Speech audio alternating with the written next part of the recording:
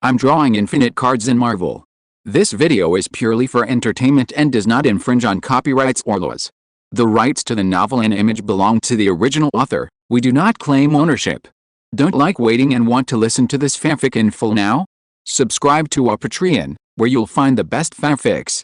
Chapter 201 Big Brother, I'm here to rescue you. What's the trouble? Soul was stunned, his eyes were wide open, and there were thousands of horses rushing through his heart. After a hearty battle, his physical strength was almost exhausted, and he was about to give the final blow so that he could return to God's domain to take a bath and rest. But in the end, the ancient creatures that are fighting are not only full of blood, but also become stronger. It has not changed for tens of thousands of years, and at this time, there is a sudden genetic explosion. Tease me? Soul didn't have time to think about it. The black dragon had already flapped the only two pairs of wings left, and under a storm of sand and dust, the huge dragon body rushed over at a soaring speed, and a blood plate with a big mouth and fangs bit him towards him.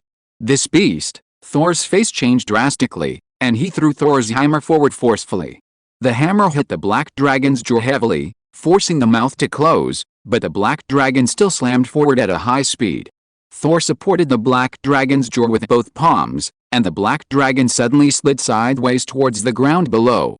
This caused Soul's back to be pressed hard to the ground, and his feet were inserted into the ground to stop. In this way, under the flying sprint of the black dragon, Soul's body plowed a deep groove of 10 meters long on the ground, and then was thrown out by a raised head. Its defense, strength, speed, etc. have all been upgraded by more than one level. I am exhausted.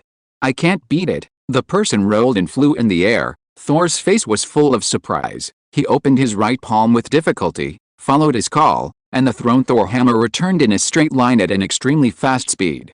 Holding the handle of Thor's hammer with 5 fingers, Thor controlled the direction of flight and pulled away, trying to get rid of the black dragon. Whoa.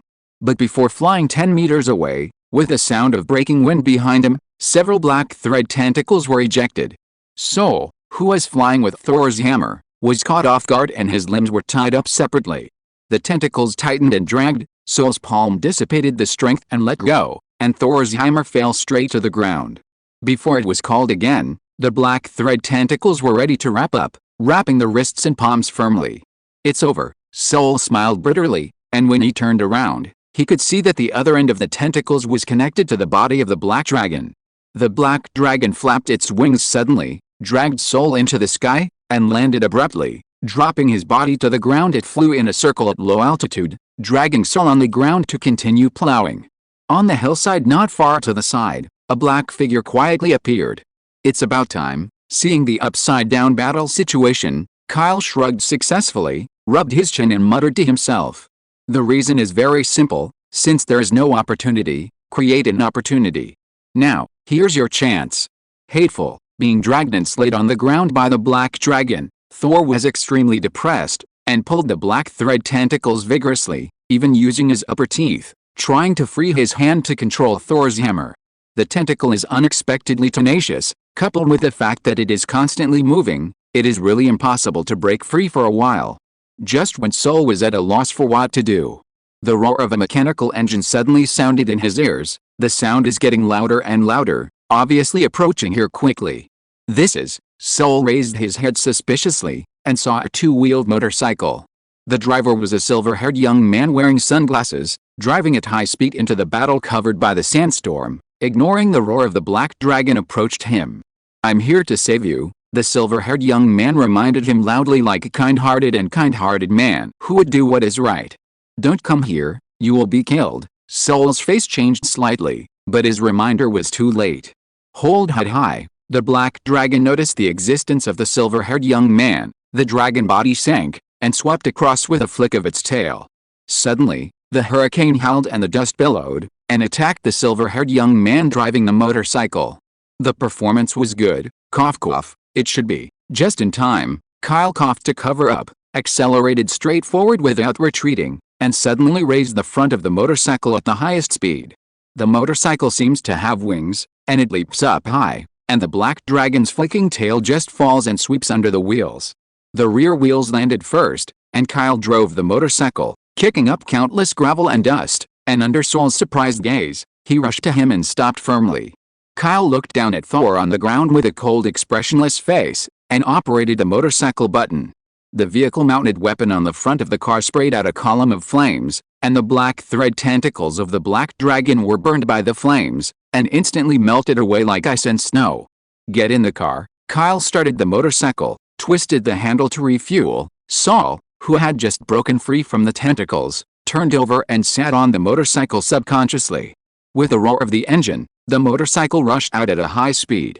In less than half a second, the black dragon's forelegs slammed down on the spot, collapsing into a large deep pit. The scarlet animal eyes stared straight at the motorcycle going away. The black dragon flapped its wings and flew at low altitude. The blood plate breathed out hot air, and growled as it pursued the motorcycle obsessively. "Thank you for saving me," Soul gasped, clutching his chest armor with lingering fear. "Who are you? Dare to provoke such a monster?" Kyle asked, pretending not to know. Be careful." Before Soul could finish his sentence, Kyle turned around suddenly, and the black dragon claws raised the motorcycle dangerously, and the strong wind and sand and gravel blew on the backs of the two. "It's too fast. If this continues, we will all become the monster's meal," Kyle shouted in horror. "Look at me." Soul nodded, and opened his left palm outwards. In less than a second, Thor's hammer fell from the master's back to his hand. "Little brother, come with me," Soul said. Before Kyle could answer, he grabbed his back collar with his empty hand, and the two of them flew forward into the sky driven by Thor's hammer. Crack! The sharp claws fell, and the motorcycle instantly became a pile of scrap iron. The black dragon roared angrily, and flapped its wings to pursue in the air. "Can you hurry up?" Being dragged by Soul to fly at a very high speed in the air, Kyle looked terrified. He looked back at the black dragon, who kept a distance of about 5 meters. And the heat from his nose sprayed on his body. The speed of Thor's hammer is already at its limit. Thor gritted his teeth, took a deep breath, and shouted, "Heimdall! Did you see it? Send us back, Heimdall!" Thor yelled a second time, and a beam of rainbow light suddenly blasted down from the gloomy sky, enveloping him and Kyle in midair in an instant. "It's done." Seeing the familiar rainbow bridge light up, Kyle let out a sigh of relief, and his mind moved hurriedly. Soul didn't notice that the black dragon chasing them from behind. The dragon's body twitched and trembled, and a black shadow turned into a card invisible to others, sinking into Kyle's body like a streamer. In the next moment, the rainbow bridge took the two inside to cross the vast galaxy of the universe at a speed tens of millions of times faster than the speed of light. And the destination of the rainbow bridge has already been determined. Chapter 202, One-Day Tour of God's Domain. In just a moment, the rainbow bridge took Soul and Kyle across thousands of planets, and all the brilliant cosmic scenes turned into blurred streamers and retreated rapidly. Just a moment ago, in the wilderness of bones, a non-living planet on the edge of the universe, he was being chased by ancient creatures. The next moment, Kyle's eyes suddenly brightened, and he found himself in a magnificent circular hall. The outer wall and floor seemed to be polished and built of gold, smooth and contrasting with high light, full of the sacred atmosphere of ancient rhyme. In the center of the golden hall, a black uncle wearing a delicate and thick golden armor stood firmly on the stage and waited. He held the hilt of the longsword in both hands, and inserted it into the hole in the middle of the high platform like a key, and the white lightning intertwined and transmitted to the surrounding outer walls, causing the outer walls to spin like a spinning top. At the inner end of the rotunda, the rainbow bridge is sent out from the port. At this time, because the two people have successfully received their return, the speed of the outer wall rotation has been slowing down, and the colorful lights and electric lights of the rainbow bridge have gradually dimmed. Hoo-hoo, so dangerous. "Thank you, Heimdall." After releasing the 5 fingers holding Kyle's collar and confirming his return to God's domain, Soul breathed a sigh of relief. His chest was still heaving, and he wiped the sweat on his forehead with his empty hand. "This is what I should do. It seems that your investigation in the ancient battlefield did not go well." Heimdall's voice was steady and powerful, and it echoed slightly in the hall. As the guardian of God's domain who guarded and was in charge of the gate of the rainbow bridge, his attitude towards Soul was neither humble nor overbearing. Yet, there was an accident. There is a newborn ancient creature, which seems to have evolved, and broke through itself at a critical moment. Forget it, I won't say much about this, just let the soldiers pay attention to it in the future. Soul shrugging helplessly, obviously he suffered a lot of dark losses just now, and he doesn't want to say more about this embarrassing thing that can be regarded as a black spot of God. "Thor, who was invincible on the cosmic battlefield, was pressed and rubbed on the ground by an alien monster, and it was a joke to say that he could be a general of God's domain for a year. This is, Heimdall raised his eyes, and his gaze fell on Kyle unwaveringly. His eyes were deep and shining, and his dark face became serious. "Oh, I almost forgot." Soul scratched his head, pointed to Kyle beside him, and said, "This is what I met on the ancient battlefield. He helped me break free from the shackles of the ancient creature. He is called." He paused, glanced at Kyle, and asked curiously, "By the way, who are you? He really deserves to be a rough guy with a big nerve." Kyle complained in his heart, and said with a calm smile, "My name is Kyle, and I'm a human from Earth." "Earth? Humans?" "I seem to have a little impression of this." Soul was suspicious, but he was really not good at using his brain, and recalling long-term memories was also a painful thing. Heimdall couldn't stand it anymore, and couldn't help reminding, "Your Highness, His Majesty Odin led an army to the Earth hundreds of years ago. At that time, it was to fight against the alien frost giants who tried to plunge the Earth back into the Ice Age. The distance between the Earth and the ancient battlefield is almost endless, separated by two worlds and the Milky Way. Without a rainbow bridge, even if it relies on high-tech spacecraft, it will take more than 10 years to arrive." When Heimdall said this, he stared straight at Kyle with deep eyes, making no secret of his vigilance and suspicion. "Oh, that's right." Soul nodded, and asked in the same surprise, "Humans on Earth, why did you appear on the planet of ancient wars?" Kyle had been prepared for a long time, and calmly used the cosmic Rubik's Cube that appeared on the Earth and the wormhole space of the planet Sokka as excuses.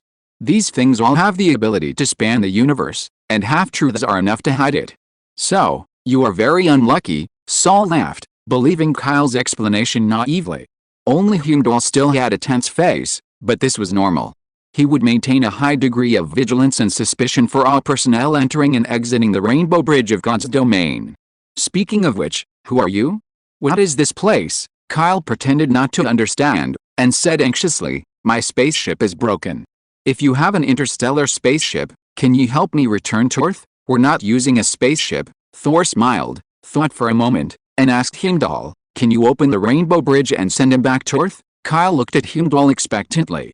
Under the gaze of the two, Heimdall shook his head and replied, "According to the rules of God's domain, people who are not from God's domain cannot open the Rainbow Bridge for them. He saved me. Can you accommodate me?" Soul had an idea. "Yes, otherwise, now I am going to the Earth to help open the Rainbow Bridge leading to the Earth. Your Highness, this is a rule, and as the guardian of the Rainbow Bridge, I cannot make an exception.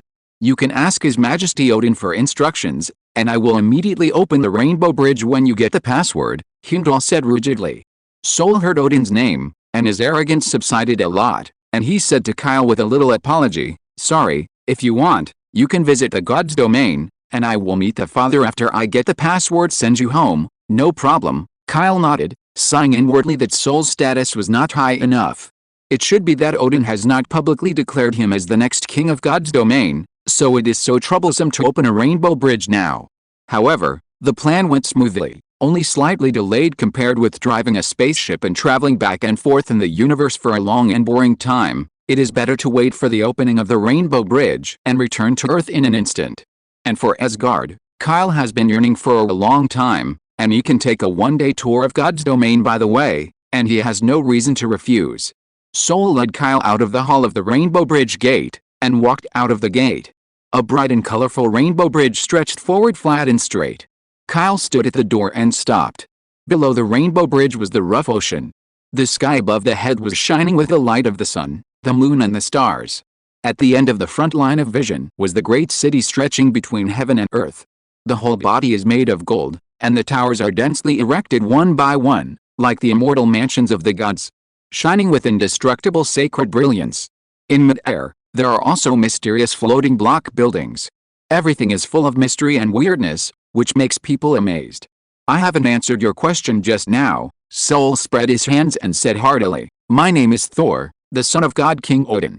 This is the uppermost realm of the universe, Asgard. What is in front of you is the immortal palace, the place where we people from God's domain live. If the city of gold in Wakanda is the center of the earth, then the Asgard of the God realm here is the center of the entire universe. If you're listening to this novel on a channel other than Fanfic World, it means they downloaded and uploaded it without effort. we cordially invite you to visit our channel, Mundo Fanfic Novelis. There you'll find the original version of this story and you can explore many other novels of various genres. We're waiting for you to immerse yourself in a world of incredible novels. Chapter 203 Nine Realms. Odin, the king of the gods, and Thor, these are all gods and characters in the myth teleportation. Do they really exist in the world? Kyle let out an exclamation. His handsome face was full of shock. You are the first human being to enter the gods' domain throughout the ages. Of course, apart from the people in the gods' domain, there are not many species of creatures in the universe who can set foot here. Soul looked at Kyle peacefully, smiled and said, through the gods' domain Rainbow Bridge, we can travel to and from all corners of the Nine Realms in an instant. Kyle's heart moved slightly. Soul's name for the universe is Nine Realms, which is a bit intriguing.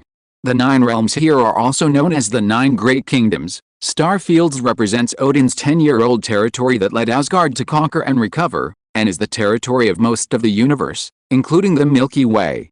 The universe is basically divided into these 9 star domains, namely God's Domain, Human World, Flame Giant World, Frost Giant World, Dark Elf World, Undead World, Dwarf World, Light Elf World, and Wise Hometown World. The Milky Way, including the Earth, is just an extremely small part of the human world. Although the 9 star regions are in the same universe, due to the space barrier between them, ordinary spaceships cannot travel to and from foreign regions. They can only go through rainbow bridges, space wormholes, space jumps and other methods. On weekdays, God's domain Asgard, which rules the 9 realms, will not intervene in the civilized race wars within the star domain. Only when one race breaks through and invades another, God's domain will lead the army to suppress it. For example, hundreds of years ago, race creatures from the world of frost giants invaded the Earth and the human world. This is the bottom line that Odin cannot tolerate. Soul walked in front, leading Kyle to halfway to the Rainbow Bridge, when the sound of horseshoes came from the front, but it was a big man with silver armor on his horse and rushing forward. The tall and strong white horse stopped about 5 meters in front of the two of them, and the burly man turned over and dismounted swiftly. His armor clattered against the shimmering sound, and bowed respectfully to Soul on one knee. Your Highness, you are back. Yes, Soul responded, and introduced a cheeky uncle who came to Kyle sideways. This is my Deputy General, Field. Field raised his head proudly. His face was rougher than Soul's, his thick black beard was extremely vicissitudes, and his body was full of murderous aura and divine power. Divine power? Kyle nodded, his mind moved slightly, and the cards on Field's body suddenly appeared. In addition to hundreds of white and green ability cards, there is also a blue ability card that is particularly dazzling, representing the main gene ability of his race, Asgard gene, the racial gene of the civilians in Asgard God's domain rare blue ability card. Hundreds of thousands of years ago, the earliest humans in the human world were migrated to Asgard by Odin to live in Asgard. Their evolution rate far surpassed that of humans. They broke away from the scope of the original human race and became a new race independently. Strength, speed, physique, vitality, and natural lifespan are 5 times that of normal humans. They have extraordinary physical resistance and element resistance, and have a certain affinity for divine power and mana. It's kind of interesting. Kyle's eyes light up slightly, and the physical genes of Asgardian civilians are almost the same as those of super soldiers. The important point is, they are obviously not Protoss. Why do they have strong divine power? Similar to the soldiers encountered on the ancient battlefield before, they also possess obvious divine power. It's borrowed divine power. Odin, does he have the channel to grant others divine power? Kyle thought to himself, both he and Soul have complete Protoss genes. Divine power can be produced at any time, and the control of divine power is even more handy, so he hides it in his body, and even Soul has not discovered that he is also a Protoss. But Lieutenant Field is different. The divine power in this man is too obvious, as if it is contaminated. Once it is consumed, it cannot be released by itself. This is a human from Earth, Kyle. He just saved my life. Saul introduces Kyle to Field. When Field heard the first half of the sentence, he didn't take it seriously. When he heard the second half of the sentence, he looked at Kyle in disbelief. Faced with doubts, Soul nodded again for confirmation, patted Kyle on the shoulder and said, "Don't look at him as a human being. He is no less brave than a soldier in our army." Field was still a little disapproving, and as if he suddenly remembered something, he quickly reported, "Your Highness. Your Majesty is looking for you now." Let me come here specially to inform you to go to the palace. Father is looking for me? Why didn't you tell me earlier?" Surprised, Saul floated up holding Thor's hammer tightly, and said to Field in the air, "Lieutenant General, Kyle is my honored guest. You can take him to visit the god's domain first. Afterwards, with the permission of my father, I will use the Rainbow Bridge to send him back to Earth." Before the words were finished, the Red Cloak was hunting, and Saul quickly flew to the highest golden palace. The Lieutenant General obeys. Field accepted the order helplessly, stood up from the ground, looked at Kyle who was silent in front of him, waved his hand and said, "This way please, that's troublesome." Kyle smiled lightly, and followed Field from the Rainbow Long Bridge to the Golden City where the residents of Asgard lived. Entering the Golden City, the city is more peaceful than imagined along the way. There are soldiers in silver armor and holding silver guns quietly guarding and patrolling. On the bustling streets of buildings, most of the civilians, regardless of gender, wear retro robes, with happy smiles and gentleness on their faces. As the place where Asgard rules the 9 realms, for tens of thousands of years, no war has touched the realm of the gods, and it is a paradise independent of the universe. It's just that when Field passed by the street, the residents cast their doubtful eyes on Kyle. Beside him there are only tens of thousands of civilians in Asgard, and they are extremely sensitive to outsiders with unfamiliar faces, especially Kyle's strange outfit wearing a wallet and jeans. You are the first human being to enter the realm of the gods. This is a supreme honor. If you can return to your home planet, it will be enough for you to boast for a lifetime. There was a hint of sarcasm in Field's tone, and he really didn't like the weak human race. Kyle didn't care. He glanced around and asked a question. Asgard doesn't seem to be pursuing the field of science and technology. Is it just using cold weapons to conquer foreign battlefields? Hot weapons, that's something only weak creatures rely on. Field snorted and said proudly, "Our Asgardian physique is naturally superior. With refined sharp weapons and divine power, we are invincible against any enemy force." Awesome. Kyle stretched out his thumb, making Field more inflated, and secretly worked with Weiss to figure out the composition of Asgard's forces. Every god's domain soldier has a physique close to that of Captain America, plus a semi-artifact that is no less than a vibrating gold shield, and great gods such as Odin and Thor.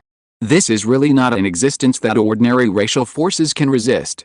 It's a pity that they are complacent, look down on technological development in foreign races, and always rely on borrowed divine power.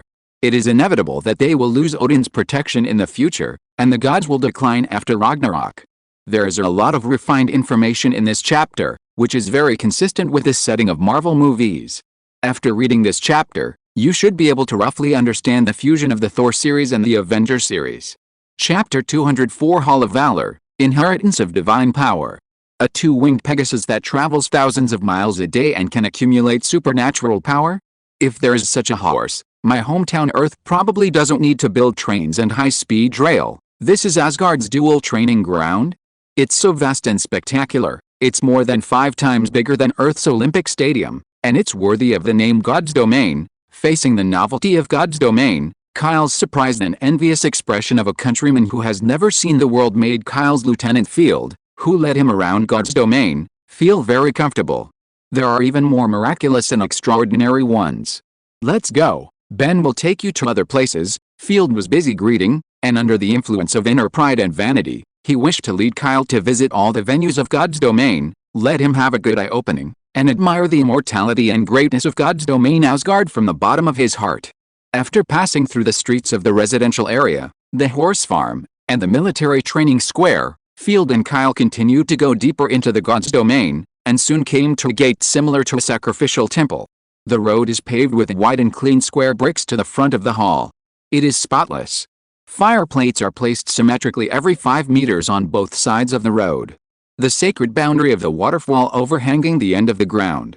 2 tall gate guards wearing golden armor and holding long axes stood guard here, standing motionless in front of the temple gate. Inside the temple, the voices of many Asgardian youths could be faintly heard, and from time to time there was a faint milky white light flying out from the top of the temple, sinking into the bright stars in the sky. Field just led Kyle through the main entrance of the temple. Kyle didn't care about it at first, but as if his body was keenly aware of something, he suddenly stopped on the road in front of the temple gate, and his shimmering eyes fell on Gu-Yun. On the Temple of Breath. General Field, what is this place? Kyle asked curiously. This is the Hall of Valor in Asgard. Field looked at the temple, with unwavering faith. and explained in awe, "This is also known as the cradle of dreams of the gods and soldiers, and it was given by King Odin. Bless the holy temple of our divine power, Hall of Valor." Kyle touched his chin, a gleam of light flashed in his eyes, and smiled at Field. "General Field, can I go into the Hall of Valor? Just take a look. I also want to feel it up close, the existence of the King of the Gods. This, according to the rules, you are not qualified to be a soldier of God's domain, and you are not allowed to enter the Hall of Valor," Field stammered, with a look of embarrassment on his face. Just now he entered the horse farm and martial arts training ground of the God's domain army without any hesitation, but now he hesitated for more than 5 seconds. Finally, under Kyle's expectant gaze, Field gritted his teeth and agreed, "But since you are a distinguished guest of His Highness the God of Thunder and can set foot in God's domain, let's make an exception for now. Remember, just go in and take a look, don't mess around, touch something else, of course." Kyle smiled lightly and nodded in agreement.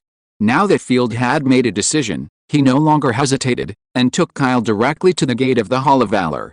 Before stepping into the threshold of the main entrance, the golden guard in front of the door dropped his axe, and the axe made a crisp sound of gold and iron, stopping the two people who were about to enter the Hall of Valor. "Get out of the way. I am Field, the Deputy General under Thor's command, and I want to enter the Hall of Valor." Field domineeringly showed his ID card. After the golden guard saw it, he quickly raised his long-handled axe and stood guard like a stone statue again. The fire inside the Hall of Valor swayed, and the gentle light illuminated the hall of the hall. Kyle raised his eyes slightly, and what caught his eyes was the golden sculpture of Odin holding the eternal spear and driving the 8-legged Pegasus. There are other statues of gods in the 4 corners of the hall, all bent down and holding big balls in their hands. More than a dozen teenagers from Asgard, regardless of gender, wore plain white robes. They worshipped the statue of Odin diligently and faithfully, and tried to touch the balls in every corner with dignified faces. Regarding the entry of Kyle and Field, even if the teenagers found out, they didn't pay attention to it, immersing themselves in the sacred ceremony of the temple. Asgard civilians will enter the Hall of Valor when they reach the age of 16. This is not only a necessary ceremony, but also a process of inheriting divine protection, Field said softly. Kyle happened to see a girl reach out and touch one of the balls, and the light of day flickered, baptizing her body, and the divine power was blessed and strengthened on the body surface from scratch. These spheres represent different divine powers, such as the power of Thor, the power of Vulcan, the power of light, etc. Every civilian in Asgard can try to touch and perceive, according to the affinity of different divine powers, acceptable corresponding to the baptism and protection of divine power. After hearing what Field said, Kyle suddenly realized that he had completely figured out how the Asgardian soldier's supernatural power came from. Every Proteus is like a power source of divine power, storing their own divine power in the Hall of Valor before they were alive, and waiting for others to perceive and receive it. After walking half a circle in the Hall of Valor, Kyle was surprised to find an abnormality in a corner. Both the statue and the inheritance ball were covered by a black cloth, which was full of dust accumulated over the years, which was incompatible with the surrounding sanctity. "Don't stop here," Field reached out to Polkadir, and warned in a low voice, "That is the inheritance point of the power of death, and now civilians are forbidden to perceive it." Death? Kyle was thoughtful, and he naturally knew the reason for this very well. The goddess of death, Hela, the sister of Thor, who was deported from God's domain by Odin and expelled to the world of the undead because of her ambition. At this moment, a dazzling beam of thunder and lightning lighted up from the inheritance point of Thunder God, just covering the body of a young man, and the beam of light reached the ceiling of the Hall of Valor, illuminating the hall. This scene aroused the amazement and envy of the other dozen teenagers. Tisk, it's incredible. Our Thor army has another embryo that can be cultivated as a god general, Field admired and explained. Every Asgardian has a different affinity for divine power. Some can guide the power of Thunder God to exercise their bodies, but some can use divine power for their own use. General Field must be the latter, Kyle said with a smile. That is, Field proudly puffed up his chest, and said, when I realized the inheritance of the power of Thunder God, it can trigger a beam of divine power with a radius of 2 meters, and even His Highness Thunder God was alarmed. Kyle went around in a circle, and finally stopped in front of the ball inherited by the power of Vulcan. He felt a sense of wonder in the dark. The ball was resonating with the divine power of its body. The Vulcan who was born in the universe a long time ago? Did he leave something here? Kyle wondered. Seeing his abnormality, Field stepped forward in surprise. What's the matter? It's almost time. We should go out too. General Field, can I perceive this? Kyle pointed to the ball in front of him and asked with a serious expression. You? Field was stunned for a moment, and then laughed loudly. It's not that you won't be enlightened, but you humans can't perceive divine power at all. In other words, we Asgardians are the only race creatures in the universe. Only those who faithfully believe in God and love their people can receive divine protection. Then I'll try. Kyle shrugged, and under Field's bewildered gaze, he stretched out his right hand and patted the ball of Vulcan power. Chapter 205 Fire shines on God's domain. Temple Asgard. Built in the center surrounded by Asgard, it represents the core of the universe, supreme power and divine power, and is also the exclusive residence and council place of the gods. At this time, in the sacred and solemn main hall of the Golden Fairy Palace, an old man with white beard and hair sat on the throne of God. His right eye was covered by a golden lens, and the only remaining one eye was deep and bright, shining with a faint look of wisdom and majesty. He was wearing a golden armor, holding a golden scepter representing supreme power, and a red cloak draped over his back. His late body could not stop ups and downs, exuding a monstrous divine aura. Odin, the protagonist in Norse mythology, the king of the gods, and the lord of the nine realms. At this time, Odin was sitting on the throne, looking down at the two sons standing side by side in the hall with calm eyes. Thor and Loki. A man with a rough face and a strong physique, wearing golden armor and holding Thor's hammer, with radiant eyes and a thunderous and domineering aura, is undoubtedly a warrior among warriors. A man with a soft face and a thin figure, wearing a black robe and holding a world stick in his hand, maintains a wicked smile at the corner of his mouth, mysterious and evil that makes people unpredictable. Soul. Meeting the father is such an important event. Why don't you change into a set of clean clothes when you are disheveled? Loki glanced at Soul intentionally or unintentionally, and spoke calmly. I came back from the ancient battlefield investigation, and rushed over as soon as I got out of the Rainbow Bridge. I believe my father won't mind. Soul smiled, scratched his blonde hair and bowed his head towards Odin. But, Loki was about to say something more, but Odin coughed slightly and interrupted his words. Okay, you two brothers have been arguing since childhood, now let me pay attention to the next situation. Yes, father. Loki hurriedly bowed and saluted, and Thor quarreled and bowed. The two of you are called here to remind you. In about 3 or 4 years, I will pass on the throne of Asgard. Odin looked at Thor and Loki with one eye, and the scepter struck the floor, as if knocking on the hearts of the two gods, and said in a deep voice, one of you will inherit this throne. 3 or 4 years is a very short time for the Proteus. With a smile on his face, Soul did not hide his joy and impatience. He held up Thor's hammer and said bluntly, Father, pass on the throne to me. I swear that I will dedicate my life to Asgard. Do your best to maintain peace in the 9 realms. Loki's heart trembled, his face was as calm as before, his eyes sank slightly, and he didn't know what he was thinking about. Odin took the reactions of the two sons into his eyes, was silent for a moment, and said in a deep voice, there is no rush, look at your performance in the past few years, and finally choose the undisputed new king. Okay, I will definitely show myself on the battlefield, Saul said heartily. I will live up to my father's expectations. Loki saluted. That's right.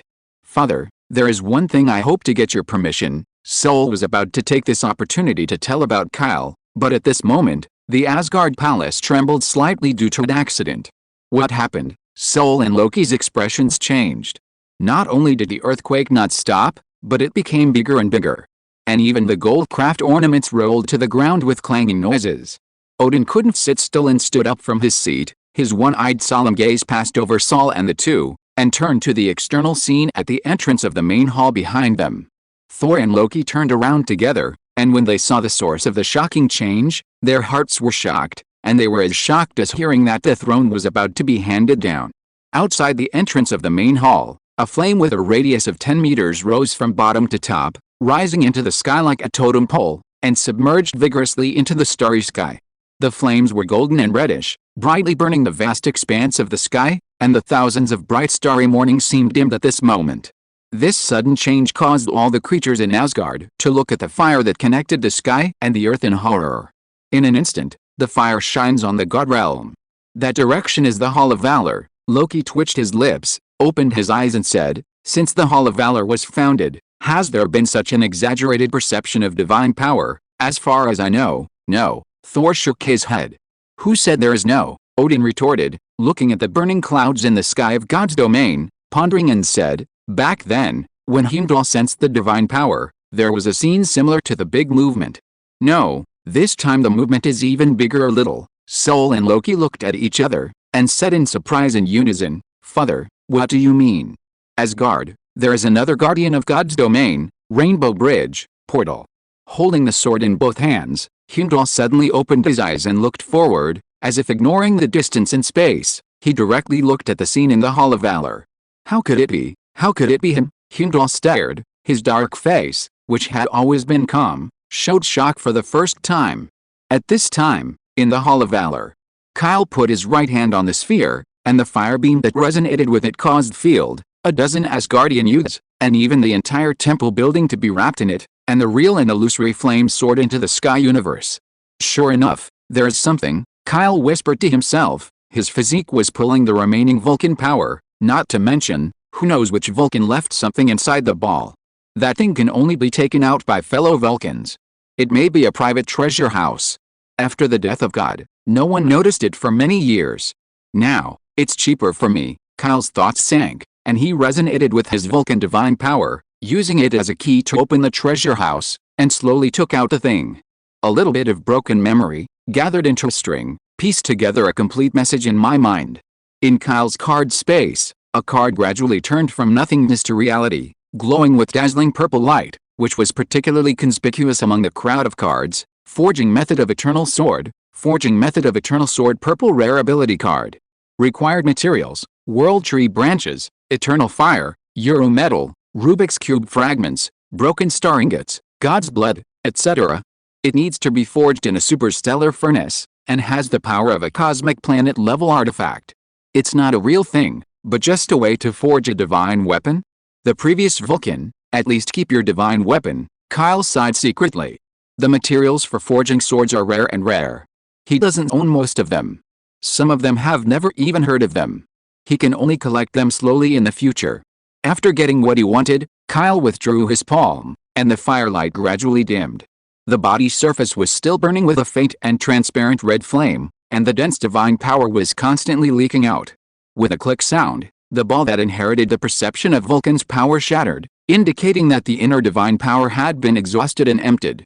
Field sat on the ground in a daze, looking at the shattered ball, gasped for air, looked at Kyle like a monster, and asked in a trembling voice, "You, who are you?" Chapter 206, Guardian of God's Domain. In the Hall of Valor, not only General Field, but also the rest of Asgard's youth and the Golden Guards all looked like hell, staring blankly at Kyle, who was covered in divine flames. The torrential Vulcan power seemed to be possessed, clinging to Kyle's body in a crazily obsessive way. Every gesture of his hands revealed strands of divine brilliance. He stood safely and steadily in the Hall of Valor. His golden pupils shone brightly, and he really looked like a real god. Me? Didn't I say it earlier? I'm just a human from Earth. But I'm the first human to set foot in outer space in God's domain. Facing Field's question, Kyle shrugged and said solemnly, "How is it possible? How could you be just a human being? Just a mere human being you can actually perceive?" Field felt a heavy blow in his heart, and showed a far-fetched smile in a daze. Suddenly, he seemed to remember something, and his eyes turned eagerly back to the broken ball held by the idol. Oops, Field's face turned pale, and he said in panic, "For those who are not on the God's domain, it's fine to touch the Vulcan inheritance point, and you broke it. What kind of Vulcan power? It loves to pounce on me, and I can't do anything about it." Kyle sighed heavily, patted Field on the shoulder, and said meaningfully, "Also, General Field, before touching the inheritance point, I also got your permission. I didn't know that such a thing would happen." Field wanted to cry, but his face was very ugly. No matter what, he had to bear at least half of the blame. Kyle touched his chin and gave a suggestion. "How about I return my divine power now? The Vulcan power inheritance ball is broken. How do you return it?" Field kicked him. Kyle went on to say, "Otherwise we should leave now, and the people outside the Hall of Valor might not have noticed what's going on here. Didn't you notice just now? The flames were soaring into the sky, and the miracle came. How could the people outside the hall not notice it? Maybe even His Highness has." Before Field finished speaking, there was the sound of Pegasus trampling fast outside the palace gate, and with the clanging of armor shaking, A loud voice penetrated the distance and rang in the ears of the two. His Majesty's order. Please go to the main hall of the Immortal Palace to meet the person who triggers the miracle of fire and light immediately, without delay. What should we do now, General Field? It wasn't until the notifying guards went away that Kyle looked at Field with Sima's face and asked his opinion seriously. What else can I do? Go to Asgard to meet His Majesty Odin. At worst, I'll be a man again in 80 years. Field looked hopeless and let himself go. 10 minutes later, the hall of Zyungun Hall. Kyle and Field stood side by side in the middle of the main hall, and Sol and Loki, who were a little ahead, looked at Kyle sideways. Sol had a strange face, and Loki frowned slightly. Odin, who was sitting on the throne, remained silent, his majestic and deep one-eyed, carefully sizing up Kyle, not knowing what he was thinking. Kyle, whose whole body was burning with uncontrollable divine flames, became the focus of the god's eyes. For a moment, the majestic golden palace fell into a strange silence. Field, who was still proud of being a lieutenant in various parts of God's domain, didn't even dare to take a breath at this time, and lowered his head like a child who had made a mistake. And the lining of the armor was wet with cold sweat. Taking advantage of this opportunity, Kyle looked at the gods in the hall with his head held high and his chest held high without any fear on his face. Needless to say, Solda has seen it before. Next to him should be his troublesome second brother, Loki. It's basically the same as what you saw in the movie, except that Kyle looked at him at a close distance, with an innocent smile and a sinister expression that was vaguely brewing with bad water. Inexplicably, he wanted to baptize him with divine flames. The urge to grill. Looking further ahead, sitting on the golden throne is Odin, the king of the gods. After looking at each other for a short time, Kyle's heart trembled violently. There was an illusion that he was facing the invincible god of war with a human body, and he subconsciously shifted his eyes away. This is Odin. Although the distance is not enough to peek at the opponent's ability card, Kyle is still very sure that the one in front of him is the god king of Asgard, the strongest in the universe that he has encountered, and the true god creature at the peak of the universe's strength class. He has lived for hundreds of thousands of years, ruled the 9 worlds and established the domain of gods, can release the rainbow bridge with his own artifacts, can bestow divine power and spells on others, and is omnipotent from heaven to earth. If it is said that Sol is only a stronger alien now, then the existence of Odin can be regarded as a real god. Is there no one who wants to come out and explain? Odin said calmly, breaking the silence in the main hall. With a plop, Field fell to his knees in fear. Your Majesty, it's my fault. I shouldn't have brought this human being into the Hall of Valor without authorization, which led to the accident just now. Humph, Loki snorted coldly, with a calm tone, but said with murderous intent. Lieutenant Field not only entered the Hall of Valor, but from the moment he set foot in the god's domain, he has violated the god's domain laws. With your identity, how can you take on it? Field's face was pale, and he could only kowtow to express his guilt.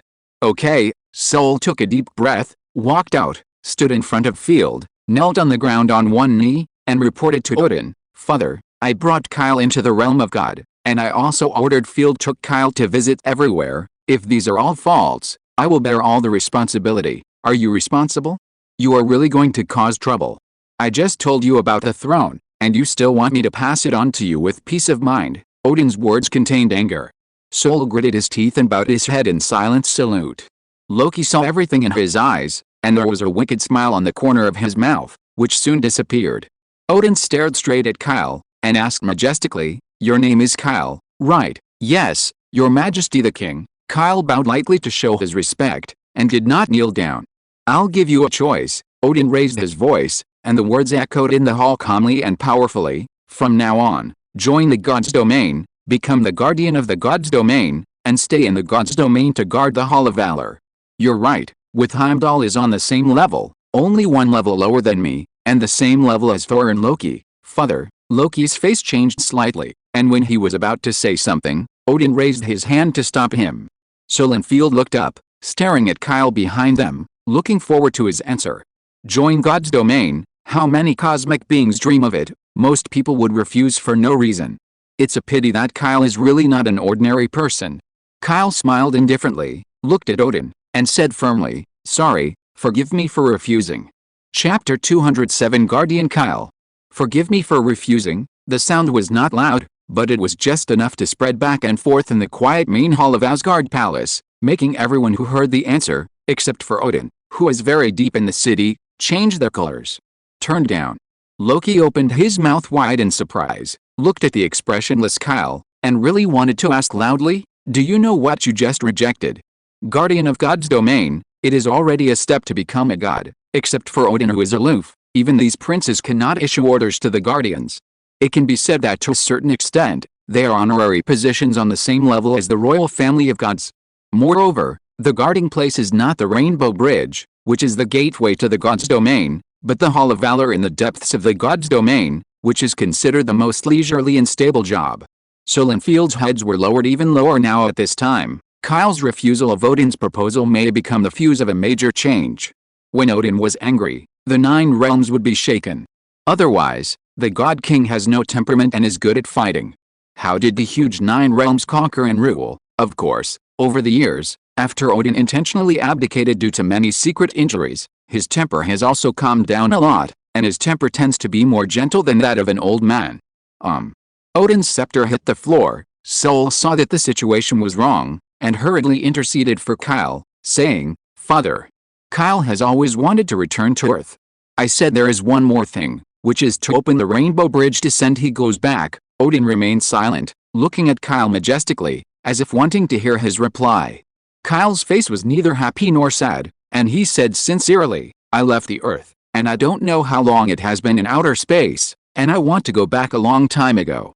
God's domain is good, but in my heart, there is nothing like my hometown on Earth." This is naturally what he said in his heart, but the language organization is much more tactful. In essence, Kyle is not at all indifferent to the position of the guardian of Naluashizi God's domain. Let him stay in God's domain to guard the Hall of Valor. This is really too much to think about. It doesn't make sense not to be a good Earth hero, but to be a guard for God's domain. Odin didn't come up with something that was enough to impress him.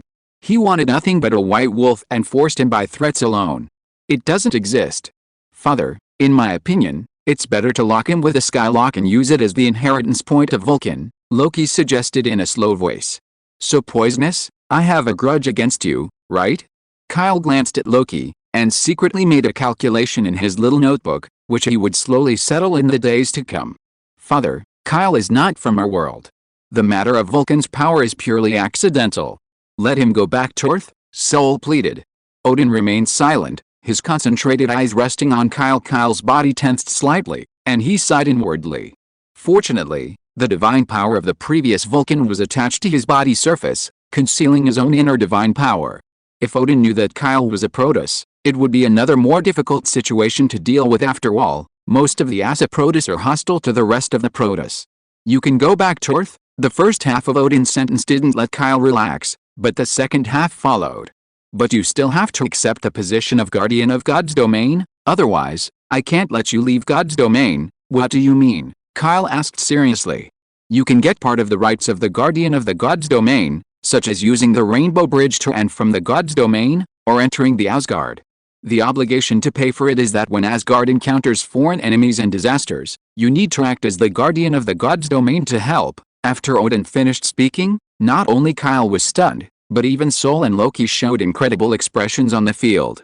The rules of this position are too loose, or in other words, the conditions for the options are too kind. At this moment, both Thor and Loki wondered in their hearts whether they were their own at such an age. "I have never seen my father would consciously step back and compromise. Only one Earth human. It's that simple," Kyle asked in surprise, and looked at Odin suspiciously. "This old man who has lived for an unknown number of epochs is probably planning something, right?" "It's that simple," Odin nodded. "Then I will agree to the position of guardian of the God realm," Kyle nodded, "and this condition can be said to be unexpectedly easy." "Okay, Lieutenant Field." Odin changed the subject, and Field immediately shuddered and said loudly, "Here, take Kyle to the treasury of God's realm, and ask him to pick something at random and take it away as a token of the guardian," Odin said in a deep voice. "No problem." Field stood up happily, as if he was rewarded. He took Kyle's hand back, and quickly exited the deserted and majestic golden main hall. It wasn't until after the two left that Sol stood up, and in a dazed state with Loki, he looked up at Odin on the throne in puzzlement. "Do you two know about the Earth?" Odin asked calmly.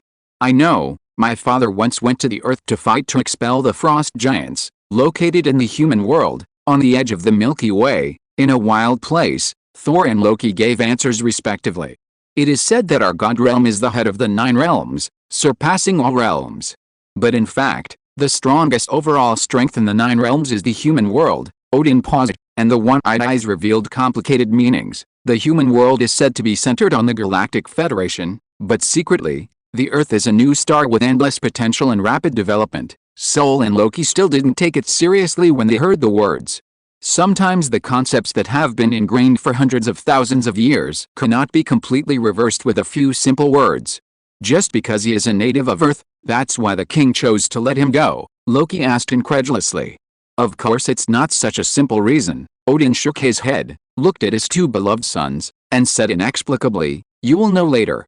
I didn't let him go, but I wanted to build a relationship between him and God's domain, connect." Kyle, I haven't heard this name for a long time. The basement of Asgard, Odin's treasury.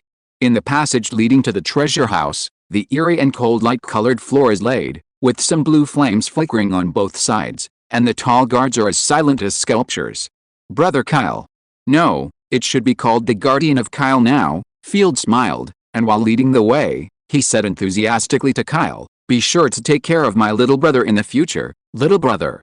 Kyle glanced at his rough and familiar face with thick black and thick beard, sighed and said, "You are an old brother, this cannot be changed." "Ha ha ha, you're being polite." Field laughed and said with emotion, "Maybe His Majesty is in a good mood today, and actually agreed to let you be a guardian, reward treasures, and allow you to return to your home planet. It's quite abnormal." Kyle shrugged, feeling a little surprised in his heart. To be reasonable, no matter how you look at it, this matter should not be so simple and satisfactorily resolved. Could it be that Odin read the script? In this world, Kyle should be the only one who knows the future destruction of God's domain. A new chapter will be replaced tomorrow. Ask for a ticket to support CAC. Chapter 208. At the end of the underground passage of Asgard Palace is a huge portal. The portal is nearly 10 meters high and goes straight to the ceiling. It is tightly closed and there is not even a gap.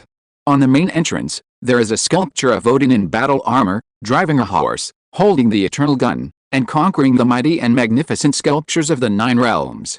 The golden guards guarding both sides of the gate are 2 meters tall, guarding the gate like a mighty stone statue holding a long axe. Field took Kyle, with Odin's oral order, and went straight to the portal without any hindrance. Kyle. Next, you will face the most precious and rich treasure house in the universe. Everything in it is the treasure of the star field, and even the top magic weapon of the 9 realms, Field reminded verbally. His eyes couldn't stop showing envy. Even he himself, who has shed so much blood and sweat to quell the disputes in the 9 realms, is still not qualified to set foot in Odin's treasure house. So far as he knows, only 3 people have entered Odin's treasury and took one of them. Thor takes Mjolnir. Loki couldn't hold Thor's hammer, so he chose the World Tree Staff. The last one was Guardian Heimdall, who received the Rainbow Bridge Sword. Remember, His Majesty Odin asked you to choose one, and you can only take one of the things in it. If you are greedy and take too much, even I will be implicated. Field's tone was unprecedentedly serious.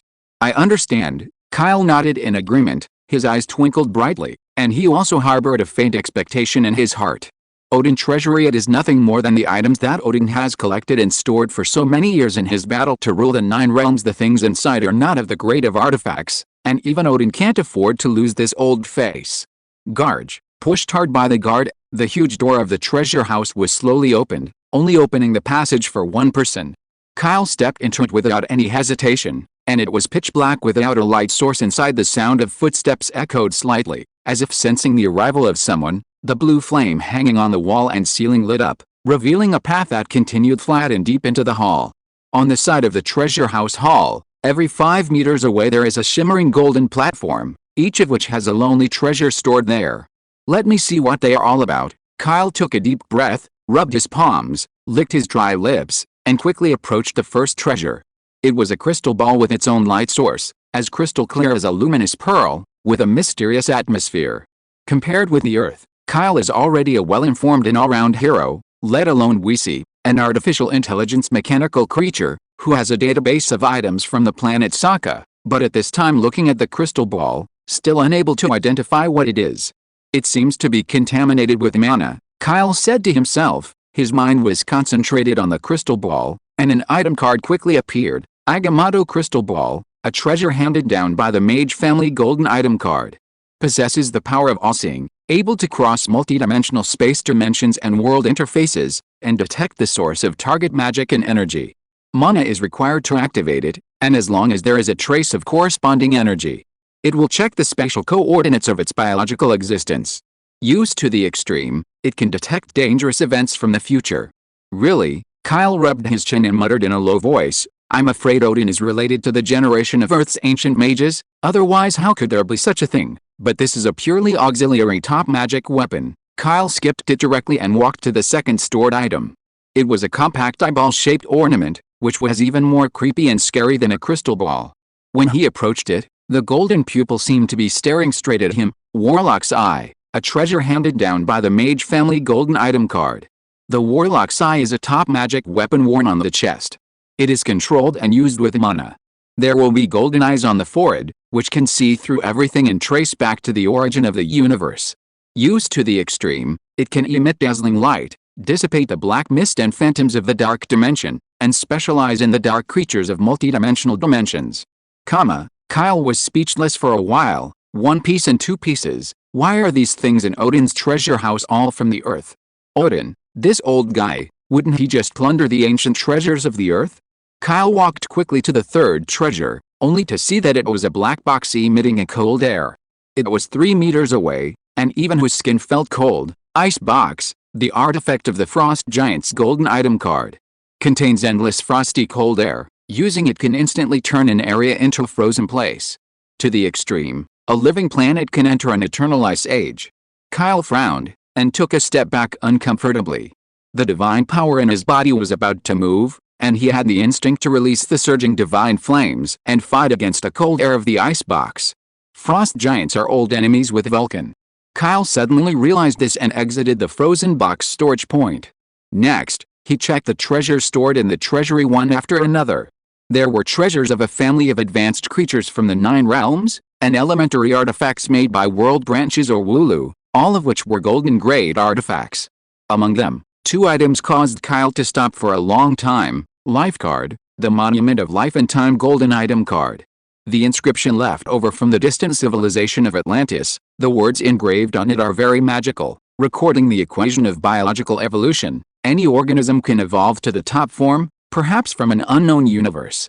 It's a pity that no matter how many times Wei analyzed it with the system program, he still couldn't decipher the mysterious text above. Kyle could only give up temporarily, but he also kept an eye on it. And one more thing, the Infinity Gauntlet. That's right, the Infinity Gauntlet. However, it is a fake of the Infinity Gauntlet, Infinite Glove Fake. It is said that it can control 6 fakes of Cosmic Raw Stone Gloves golden item card.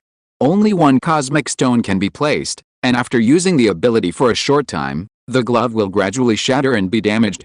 In an instant, the energy of a single cosmic rough stone can be released perfectly. Even if it's just a counterfeit of the Infinity Gauntlet, it's still not to be underestimated.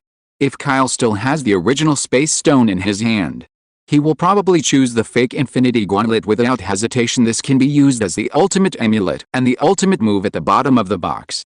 It's a pity. Kyle glanced at the Infinity Gauntlet with nostalgia, then turned and walked to the inner end of the treasure house, where there was the last unchecked treasure.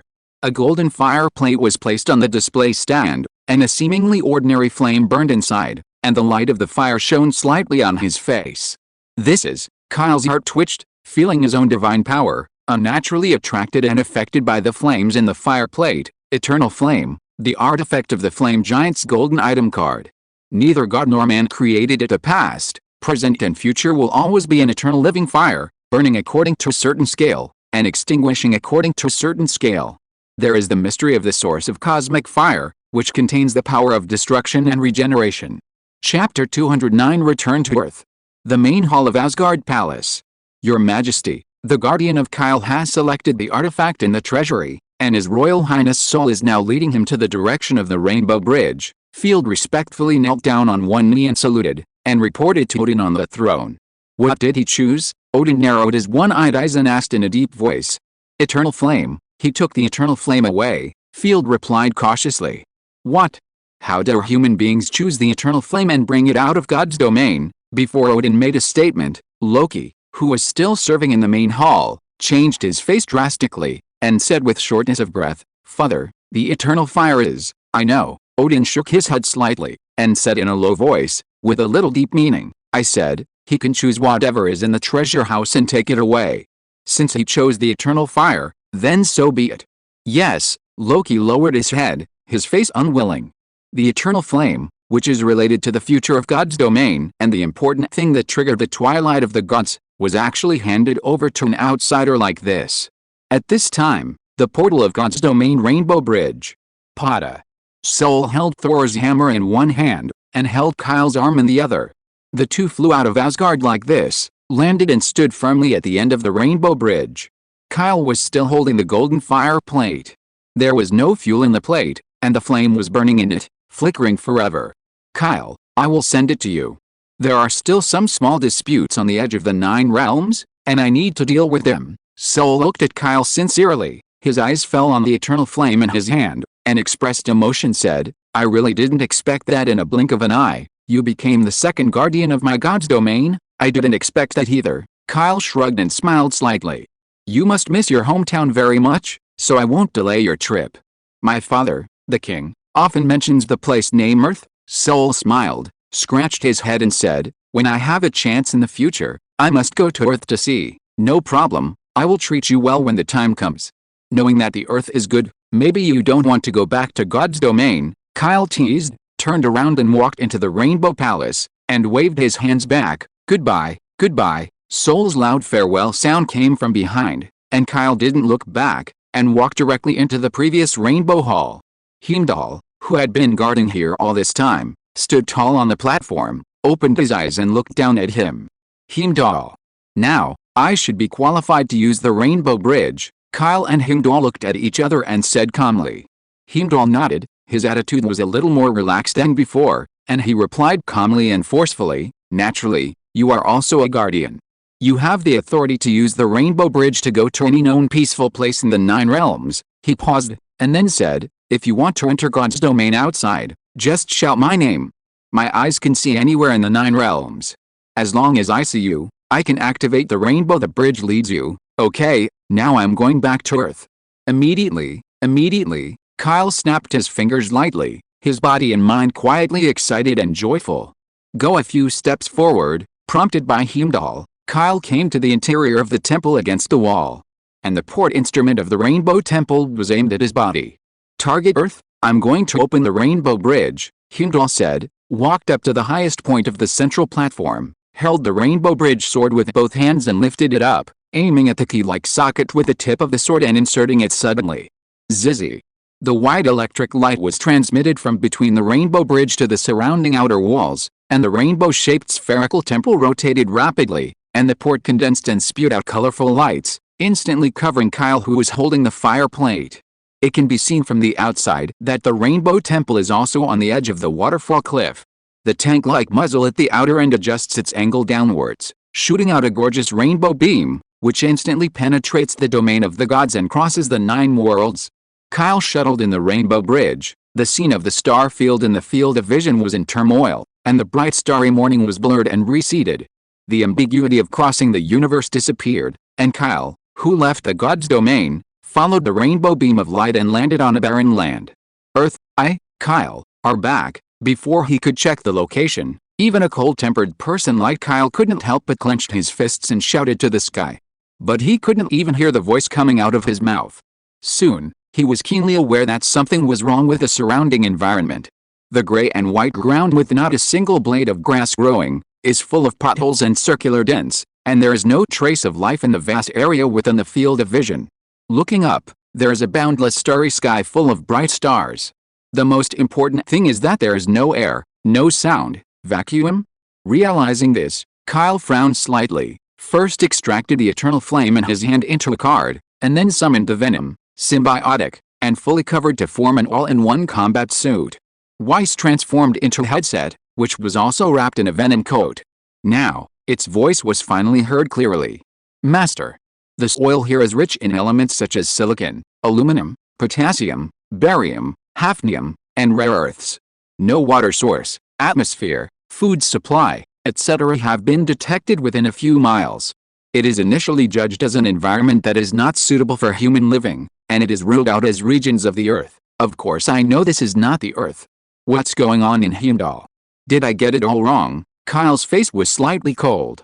Muter took him back to God's domain. The silver-white land on which it stood had the rune circle of the Rainbow Bridge imprinted on it, and there were still a few sparks smoking. Kyle tried to stride. His body was light and fluffy, and even the smallest unit bounced to a height of several meters. The divine body capable of advanced evolution quickly adapted to the harsh environment in a short period of time. He ran across several kilometers at a very high speed, and all he passed was a monotonous and desolate land with many holes, and he could see the bare surface and some residual detection equipment. If I'm not mistaken, here should be, Kyle murmured, and went around to the other side of the planet. When he saw a familiar blue planet in the dark starry sky ahead, he finally showed a relieved smile. Sure enough, this is the moon. Heimdall did teleport him to the wrong place. But the error was not too large to be unacceptable, at least not to other realms. If he was sent to the world of the undead and had a chance to return to the realm of the gods, he would definitely put the eternal flame on Heimdall's head. Kyle sighed, and began to wander around the barren land of the moon. No matter how he imagined it before, he never imagined that one day he would be able to walk alone on the moon without any auxiliary tools. There is no sign of life on every inch of the moon. The surface is full of scarred craters caused by large and small meteorites, and there are many irregular scars suspected to be left by other energy sources. After receiving the guidance from Weiss, Kyle walked about 2 kilometers in one direction and found an Earth spacecraft staying on the moon. Kyle was a little surprised, carefully looking at the appearance of the highly technological spaceship in front of him. It is 8 meters high and has a radius of about 15 meters. The outer shell is painted with special silver-white texture. The weight of the hull is supported only by the stretched high-pressure mechanical quadruped. The overall look is like a huge metal monster crawling on the ground. On the spaceship, there is also the marking pattern of the American flag. This is obviously not the aviation technology that he should have at the time when he left. When Kyle left the Earth, it was 1945, shortly after World War II. At that time, the concept of the field of aviation technology had just begun. No matter how the Earth's technology explodes, it will take time to accumulate. Earth, how many years have passed? Kyle fell silent. What he was most worried about at the beginning was going to outer space to seek treatment for his genetic disease, but when he came back, everything was changed. But no matter what, he still fulfilled the promise of those years, and came back alive as promised. Wissy said in a considerate voice, "Master, do you need to forcibly hack into the operating system of this American spacecraft? It can barely replace the damaged fighter plane and serve as your ride back to your hometown. I am that kind of person who grabs people's things casually." With a cough, Kyle's heart moved slightly, and he said seriously, "Can you directly hack into the system of this spaceship?" "How sure are you?" Wissy quickly gave a conclusion. "In view of the lack of contact with the current level of technological systems, mechanical structures and information communications of your Earth, preliminary calculations and judgments based on the currently known database. Trying to forcibly invade the system of the large empty ship for remote control, there are 80.00 there is a, % chance of direct success. A, % chance of being affected by the other party's remote system detection. There is also a, % chance of the intrusion failing and exposing your location. Forget it. The situation on Earth is still unclear. If someone finds out, then..." Kyle and Weiss are discussing the topic of grabbing or not facing the spaceship not far away. The next moment, the door under the spaceship suddenly opened, and a male Caucasian came down wearing a bloated spacesuit, carrying detection equipment, and wanted to carry out collection and detection operations as usual. Oh my God! When the astronaut looked up and saw Kyle standing on the ground in front of him, he was stunned, showing a shocked expression as if he saw a ghost. Since it has been discovered, there is nothing to do. Kyle smiled faintly, pedaled suddenly, rushed to the front of the astronaut, and knocked him unconscious to the ground neatly. The venom spontaneously produced a black silk liquid, which turned into a hand wrapped around the astronaut's body, and was violently thrown into the cabin as cargo. At the same time, Weiss transformed into a mechanical creature, broke away from the venom coat, jumped and climbed into the spaceship, and took charge of the spaceship from the internal invasion. During the entire process of snatching the spaceship, the movements of the three cooperated smoothly, as if they had been rehearsed countless times. If you're listening to this novel on a channel other than Fanfic World, it means they downloaded and uploaded it without effort. We cordially invite you to visit our channel, Mundo Fanfic Novelis. There you'll find the original version of this story, and you can explore many other novels of various genres. We're waiting for you to immerse yourself in a world of incredible novels. Chapter 210 Earth, 2008. 2008 years.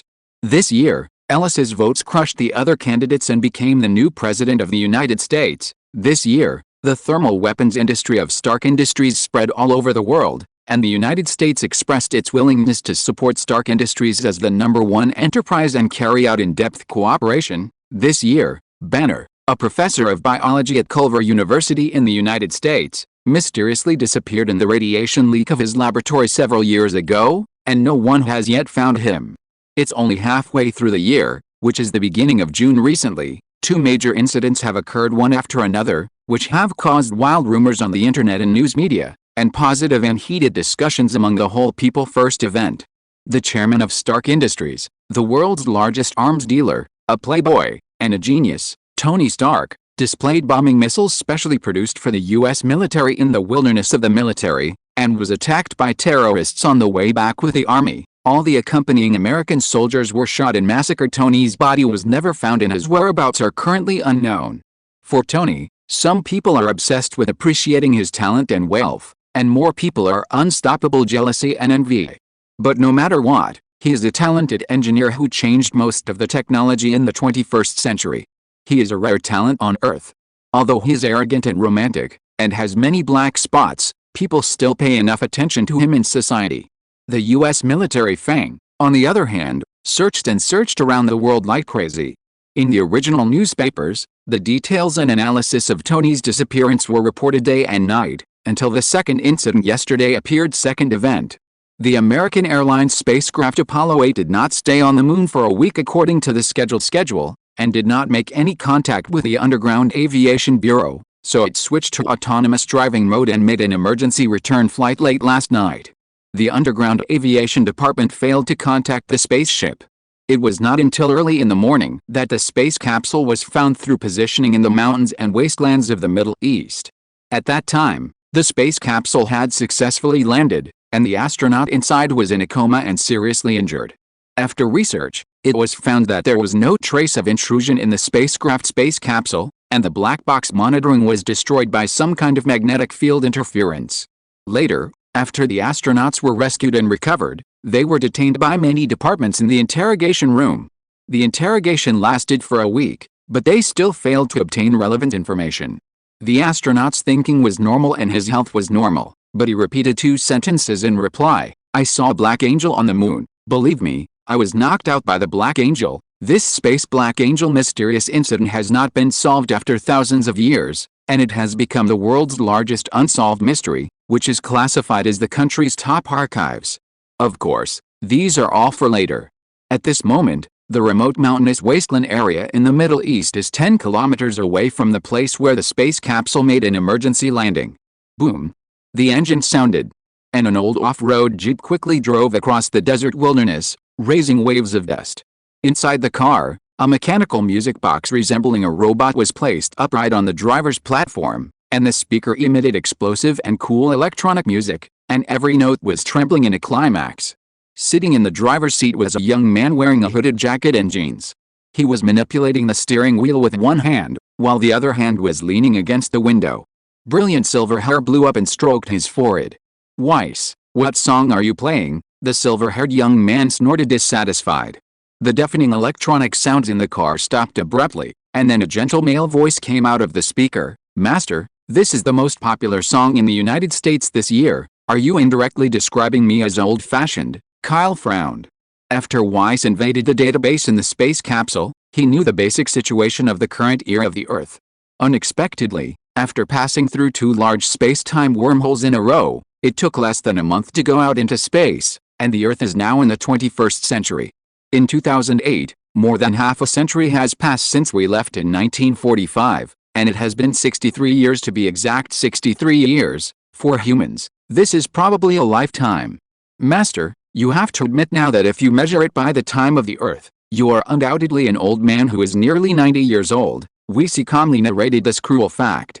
90 years old, let's be 90 years old. Kyle shrugged indifferently, squinted his eyes and said, Weiss, the communication means of the Earth in the 21st century. If it hasn't changed, it must be in the form of electromagnetic waves, radio waves. You are trying to connect to the local server to access the internet and obtain information on the internet. Can it be done? Weesey's deformed robot opened and closed the horn, as if smiling. Of course, I am an ancestor in terms of communication signals. That's right. Kyle also smiled. Weiss's body was transformed from the first mobile phone on Earth, a veritable ancestor. Okay, check for me all the information about the Carl family during the years I left. With Kyle's rare serious face, Weiss didn't dare to neglect, and immediately turned to his system's signal source in the form of radio waves. The radio waves are like invisible lines, weaving into an optical network and spreading to several kilometers or even tens of kilometers around, capturing the passing electromagnetic information and tracing it back to the local network server host. The system is connected to the internet. The local signal is weak. It has been successfully changed to a satellite signal, and the current connection status is good, successfully connecting with the Earth's internet connection. Weesey is equivalent to a search engine with its own internet access, at least as long as it is on the internet in this information age. The information that has been disseminated can be read and consulted. After a while, Weiss replied, all information related to the Carl family has never been recorded on the Earth network. That's good. After Kyle heard it, the corners of his mouth rose, showing a ray of smile. It's right not to be exposed.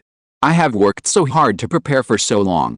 If I don't know how to restrain myself and operate as a hidden force, then it's too much to live up to my expectations of them, in the new era. There are many other important information. Do I need to tell you now? Weesey asked. No need, Kyle refused, and said with emotion, let me, step by step, personally experience and adapt to this era. Then where are we going now? To find the Carl family's hidden overseas general base? Master, Weiss continued to ask. Go to the Stark Industrial Building in New York and see if the portal there still exists. Kyle touched his chin and said thoughtfully. At this moment, from the front of the Jeep's windshield, a black spot slowly appeared in the sky, emitting thick smoke, continuously falling down and zooming in. Huh? Kyle raised his eyes sharply, slammed the steering wheel, and stepped on the brakes quickly. The Jeep flicked sideways across the sand, barely stopping with a beautiful drift. The next moment, a humanoid aircraft crashed into the sandy ground directly in front of the car. Within 3 meters, a pile of broken steel parts and sand and dust flew up. Chapter 211. An Iron Man falls from the sky. Caca. The wipers of the Jeep began to swing, cleaning up the parts and sand that fell on the windshield, and the sound of a man moaning in pain came from the place where the humanoid aircraft fell. Without the slightest hesitation, Kyle looked at Weiss on the bridge and reached out. Weesey understood what he meant, and the mechanical body quickly deformed, shrinking and folding into a pair of ordinary sunglasses.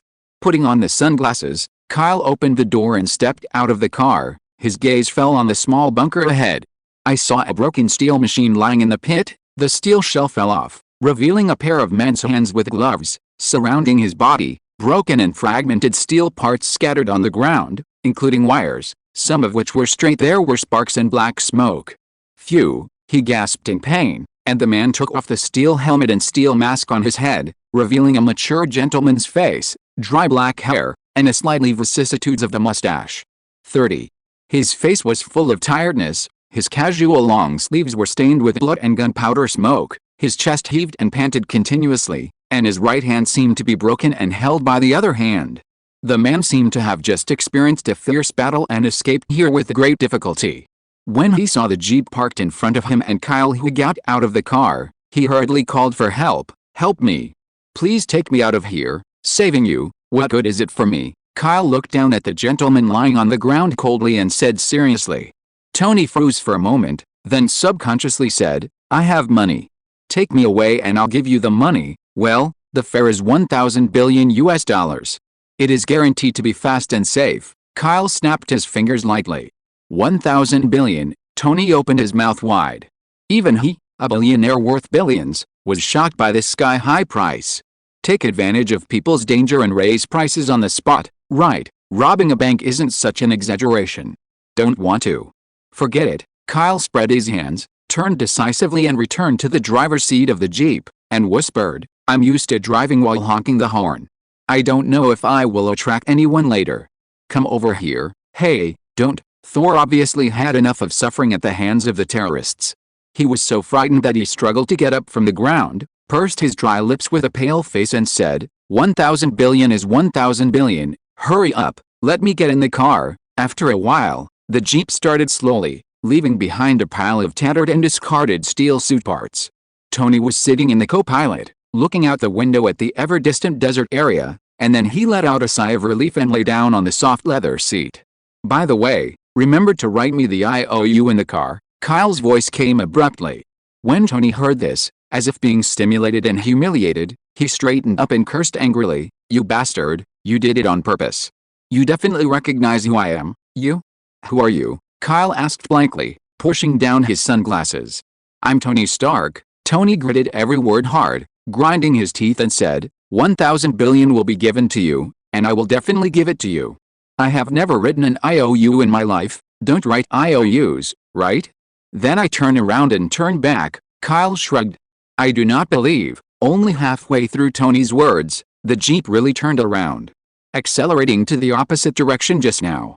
Asshole, are you serious? I'll write it. Let me write it. 3 seconds later, Tony gave up completely with a numb scalp, picked up the pen and paper on the bridge, and resigned himself to writing with one hand. For the rest of his life, apart from his father, no one really could control his violent temper. But now, when he met a silver-haired young man who seemed to be 10 years younger than him, he seemed to be determined by the other party, and he was kneading and playing with him in the palm of his hand. Kyle laughed straight at the sight. Weiss, who was transformed into sunglasses, flashed a green-like icon on the inside, and Venom, disguised as a coat, also let out a strange laugh in his mind. In fact, before the aircraft crashed into the jeep, Kyle, Weiss, and Venom basically recognized Tony's identity at the same time. Needless to say, Kyle, Tony himself as the son of the old gentleman Howard, not to mention the perception of being a time traveler, how could he not recognize the future Iron Man Tony? Weesey, connected to the Earth network, has so much information about Tony on the internet that it is hard to ignore, and its existence has a great relationship with the Stark family. Venom, on the other hand, depends on the keen and extraordinary biological perception. According to it, it is. This kid is exactly the same as that guy Howard, weak. In the situation where the three coincided with each other, Kyle naturally took care of his eldest nephew. After all, who in the family was with whom? Tony sat in the car sullenly. He had just lost a close friend who helped to create the first-generation steel suit, and had survived a battle with terrorists. In the end, he was unlucky to meet a guy who robbed him of money. Just this broken car, and another 1,000 billion fares. Tony glanced at the decoration inside the car, and was suddenly stunned. He rubbed his hands left and right, and said in surprise, "Your Jeep is a limited edition in 1945? It looks like it's brand new." "It's just an imitation." Kyle smiled lightly. Tony stopped talking, and looked at Kyle on the side again. He is a talented engineer and also likes to collect famous cars. How could he not be able to identify the authenticity of the cars? More importantly, there are only 3 of this limited edition Jeep in the world, one of which has been dusty in his father's old garage for a long time. Looking at the silver-haired young man in front of him, Tony actually thought of his father, and suddenly looked sad.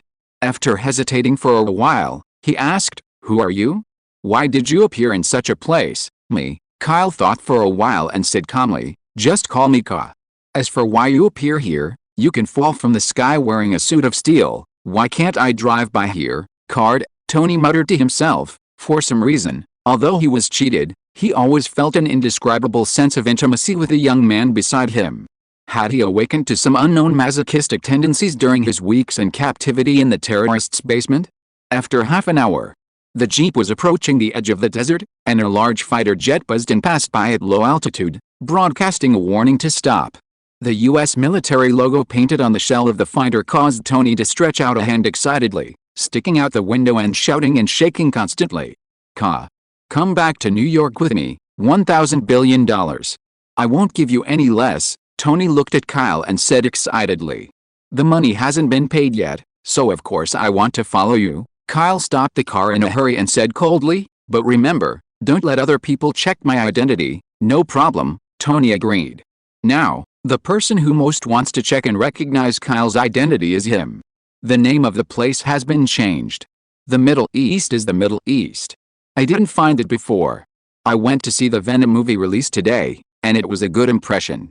Venom is not much different from some of my settings in the book, and I will write more about the personality of the movie in the future. Tomorrow's Double 11, there should be a chapter added. Please support the next monthly ticket. Chapter 212 Preaching to Tony. United States, New York Military General Base Airport. The large transport fighter plane landed smoothly, and the U.S. military, CIA, Department of Defense, FBI and other elites, as if they had received the news, arrived at the airport ahead of time and waited. The rear cabin of the transport fighter plane was opened, and the deck acted as a side ladder to touch the ground. He was dark-skinned and wearing a set of standard officer uniforms. As the head of the Military Weapons Development Department, Colonel Rhodes stepped out with a bright smile on his face. He supported Tony, whose right hand had been bandaged, and was about to make a bunch of statements in an official tone, but the rest of the elites who were waiting outside didn't give him the chance at all, and rushed forward to interview Tony, who had returned. The next moment, a capable and intelligent blonde woman stopped everyone with a domineering wave, and stepped forward alone with her high heels. Her hair was tied into a ponytail, and the secretary's skirt perfectly showed the sexy curves of her figure. When she walked up to Tony, she couldn't help but smile because of joy, and gave him a white look with reddish circles around her eyes. Rhodes coughed in embarrassment, and consciously let go of Tony's arm, allowing enough space for the two of them. "Why, I haven't seen you for a few months. You really care about me," Tony said ambiguously, looking at his exclusive secretary, Pepper Potts, with some emotion. It has to be said that no matter when, he is a born playboy, which is the nature passed down from the Stark family.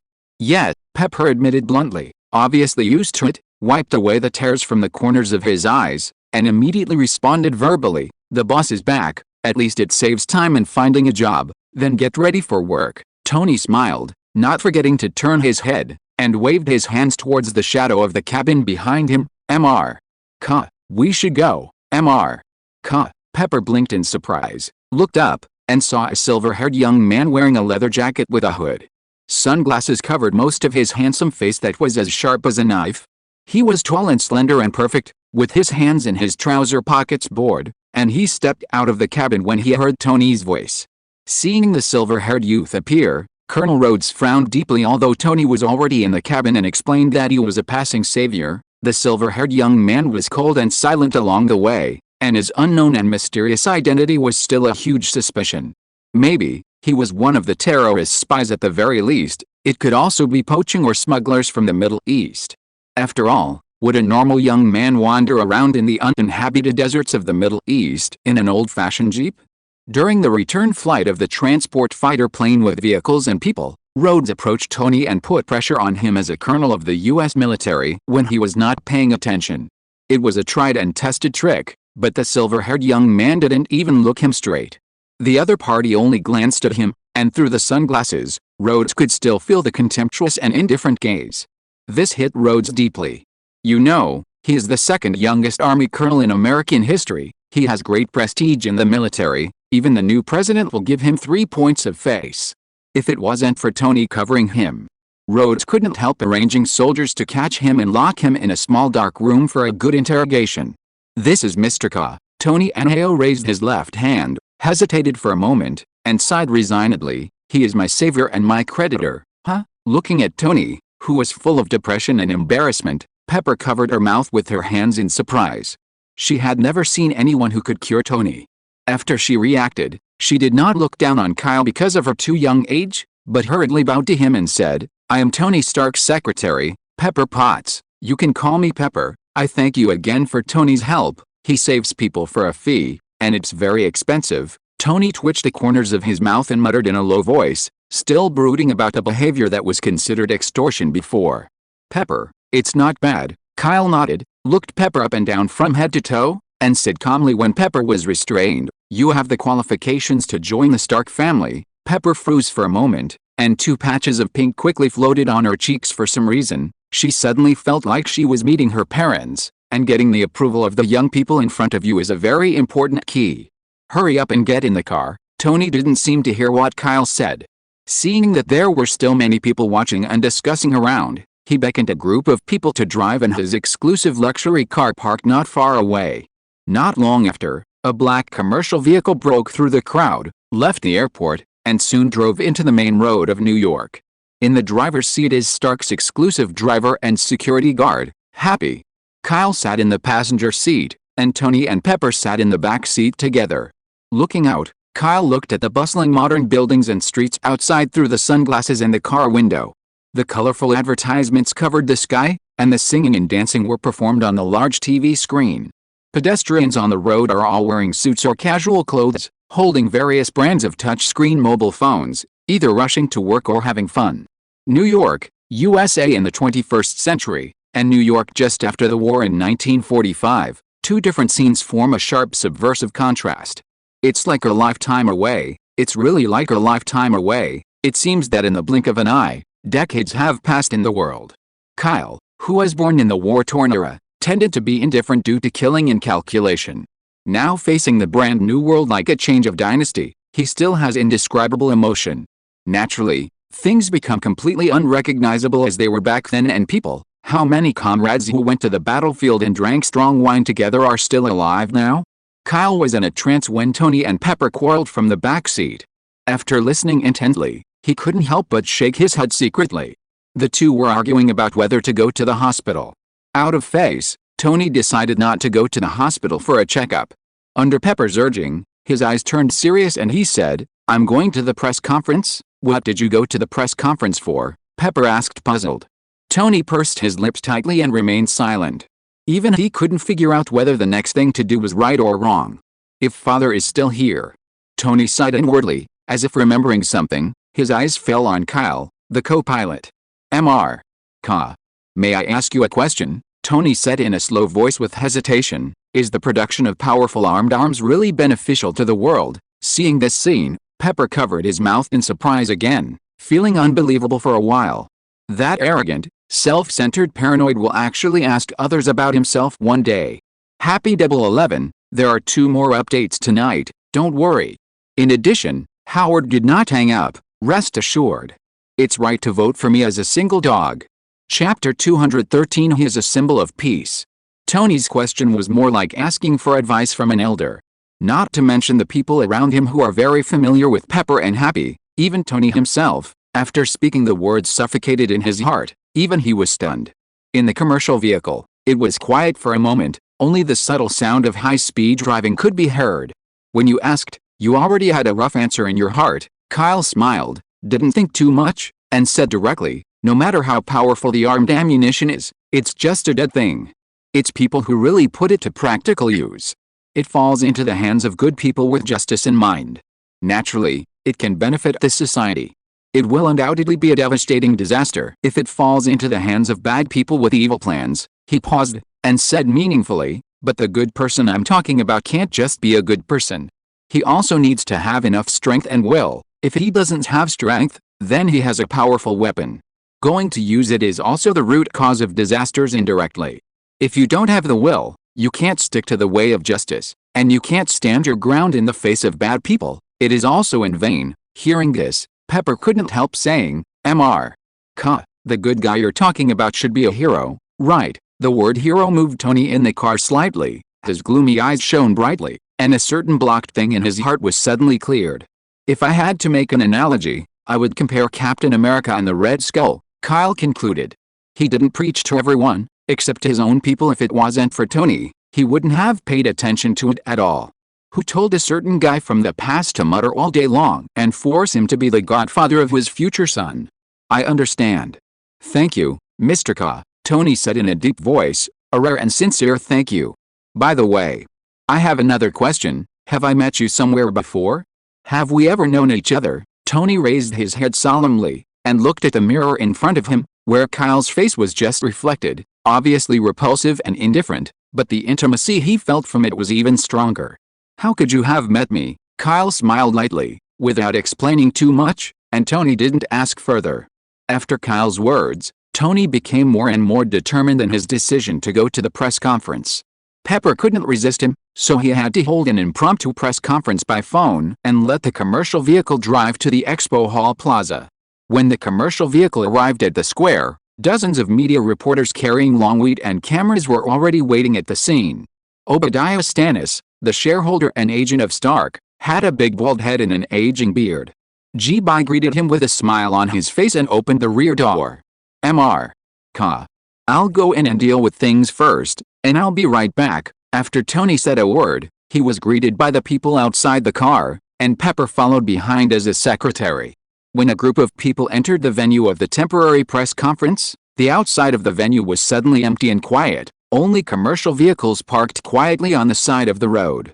Kyle seemed to have seen something by accident, opened the car door, and walked out by himself happy in the driver's seat. Took a look, but did not stop his behavior. In the center of the square near the building, a huge stone human statue stands. The stone sculpture is as high as 3 floors, with wild hair, a young and handsome face with coldness, a tall and perfect physique with chest up and head held high, wearing a battle suit, holding a one-handed long sword, and divine eyes staring forward majestically and domineeringly. The wind and rain, the years go by, and this statue has stood here for an unknown amount of time. Kyle walked to the front of the stone statue and stopped, looking up quietly. The stone statue was still very similar to him before, wonderful and beautiful. It's a pity that after experiencing genetic disease and deification, the short blonde hair turned into silver hair with a shawl. Although his physique has increased 10 times, he looks thinner and stronger than his previous muscular body. Kyle was staring at the stone statue, when a voice suddenly came from behind. The statue you see is the greatest legendary hero during World War II, and it is also a symbol of peace now. Kyle turned his head and saw a fake fat man in a suit and leather shoes walking towards him with a nod. My name is Phil Cowlson, and I'm an agent of the Strategic Homeland Defense Attack and Logistics Support Agency. Cowlson took out a business card and handed it to Kyle. Kyle accepted the business card. The lengthy bureau, the simplified name is SHIELD. I want to know the details about how Tony was saved, as well as your specific identity and origin. Cowlson stared at Kyle and said in a deep voice. Why didn't you ask Tony himself? Kyle asked in surprise. Cowlson spread his hands helplessly, and said, I was intercepted by Miss Pepper just now, so I want to get from you. Kyle raised his hand, interrupted his words, and asked, Is Nick Fury okay now? You? Cowlson's fat body trembled, his eyes widened in shock, and he said in surprise, How did you know the name of the former director? SHIELD is a secret agency. The director and even the inner elite agents are all secrets unknown to normal people. Former director, Kyle frowned, and soon stretched it out again. Originally, Fury was supposed to be the director of SHIELD in the 21st century, but he became the director more than 60 years in advance, and it is normal for him to abdicate now. Kyle thought about it, took out a card from his pocket, handed it to Cowlson as a business card, and said calmly, You give this to Nick Fury, and he will understand when he sees it. Cowlson took it with both hands, and saw that it was a pure black card with front and back, and there was no other pattern other than that. After the press conference held by Stark Industries, all the media went crazy like a frying pan, and left quickly with the camera data in ecstasy. Tony, the chairman of Stark, decided to close the weapons manufacturing department of Stark Industries and cancel the production of arms and weapons. This can no longer be described as big news, but a major event that is enough to cause a sensation in the world. The news will undoubtedly be out of stock and crazy. Pepper was still at the press conference to handle the rear end, and Tony had already returned to the car alone, letting Happy drive the car to Stark Industries, which was also Kyle's first preferred destination. New York, Stark Industries. Compared with a single high-rise building in the past, now it is centered on the old building and expanded into a large area. It includes integrated modern areas such as development buildings, manufacturing industries, and staff dormitories. The commercial vehicle was parked in the industry's own parking garage. Tony got out of the car and walked excitedly to the weapons research industry department to perform the shutdown operation. When Tony remembered that Kyle was still following behind him, he looked back, but was surprised to find that Kyle had disappeared from nowhere. Chapter 214 I Am Your Ancestor. The old building of Stark Tower. This place is located on the edge of the industrial area. There are fences to strictly prohibit others from entering. Weeds are overgrown. There is a sign with high-risk English words in front of the door. It is obvious that no one has been here for a long time. But even so, it has not been demolished, like a symbolic embodiment, with a certain value and commemorative significance. But today, after a long time, someone finally broke into this place. Crack. The electric switch was pulled up. Kyle looked at the lights everywhere, and entered a series of passwords to the old elevator, and the elevator door slowly opened after a burst of dust. Kyle walked in, only to find that the system program was locked, and the buttons could not be used to go up and down the stairs. "Weiss, it's up to you," Kyle whispered, and Weiss immediately transformed from sunglasses into a mechanical creature with 4 limbs, bouncing and attaching to the elevator button. The lights flickered, the program was completely cracked, and Kyle pressed the button leading to the first basement floor. The basement on the basement floor was pitch black with no light source. Weiss turned on his own light beam to sweep, and the interior was empty, and everything was emptied. "Sure enough, it's gone," Kyle sighed slightly. The original first fixed portal disappeared. It should be that people from the Carl family moved out after the building was abandoned. This is difficult. The Carl family itself is hidden from the world, and the base is a movable ancient dragon turtle far overseas. Without the hanging ring in hand, it is impossible to use spells to return. "Do you want to go to the country of Wakanda? There should be an intercommunicating portal there," Kyle pondered. Weiss suddenly issued a reminder, and the light beam swept to a corner of the basement wall. There were gray cobwebs all over the wall, and a bunch of English words written in black pen were left on it, which was Howard's handwriting. When Kyle saw the message above, he trembled and was completely speechless. It read, 1 year, 5 years, 10 years, it's been 20 years. You haven't come back, and the truth of science and technology has not been shared. I suddenly feel dull. 25 years. My son Tony was born. You godfather failed to catch up with his birth ceremony. I used your photo as a substitute to complete the cutscene that was agreed upon at the beginning. It's been 35 years. I proposed to the Carl family that we can't wait for another year. I am determined to build a spaceship to go to outer space. Whether you die or not, I will bring you back intact. 40 years. This is my last message before I left. If you can come back and read it, it proves that your theory is right. There are really living planets outside the Earth. If you are wrong, maybe I will also bury it in the vast space. At this point, the message ends. The English strokes are decisive and cold, representing Howard's original loyalty and determination. The dark basement was quiet for a long time, and then Kyle sighed heavily. Old gentleman, why are you doing this? In another 20 years, he should be back, but waiting is indeed tormenting, especially waiting without a deadline. The thing Howard hates the most is waiting, so I would rather keep Tony, who was only 15 years old at the time, and take the initiative to venture into space, just for the original promise. Coming out of the abandoned building, Kyle walked on the road in a daze. How could he find someone in the vast starry sky? Not to mention Howard, even he felt extremely difficult. And as Tony's godfather, he really didn't seem to have fulfilled any obligations. Mr. Ka. Why are you here? In a trance, Tony's shout suddenly came from ahead. Kyle looked up, looked at Tony, and Tony looked at him. Their eyes met, and the two stopped in this way. Again. Tony's heart trembled slightly. The spontaneous sense of intimacy spread throughout his body and mind like an electric current. It can be said that he has never been an emotional person, but a mature, rational, arrogant and paranoid genius, but today he has felt this wonderful familiarity in a strange young man who is about 10 years younger than him since.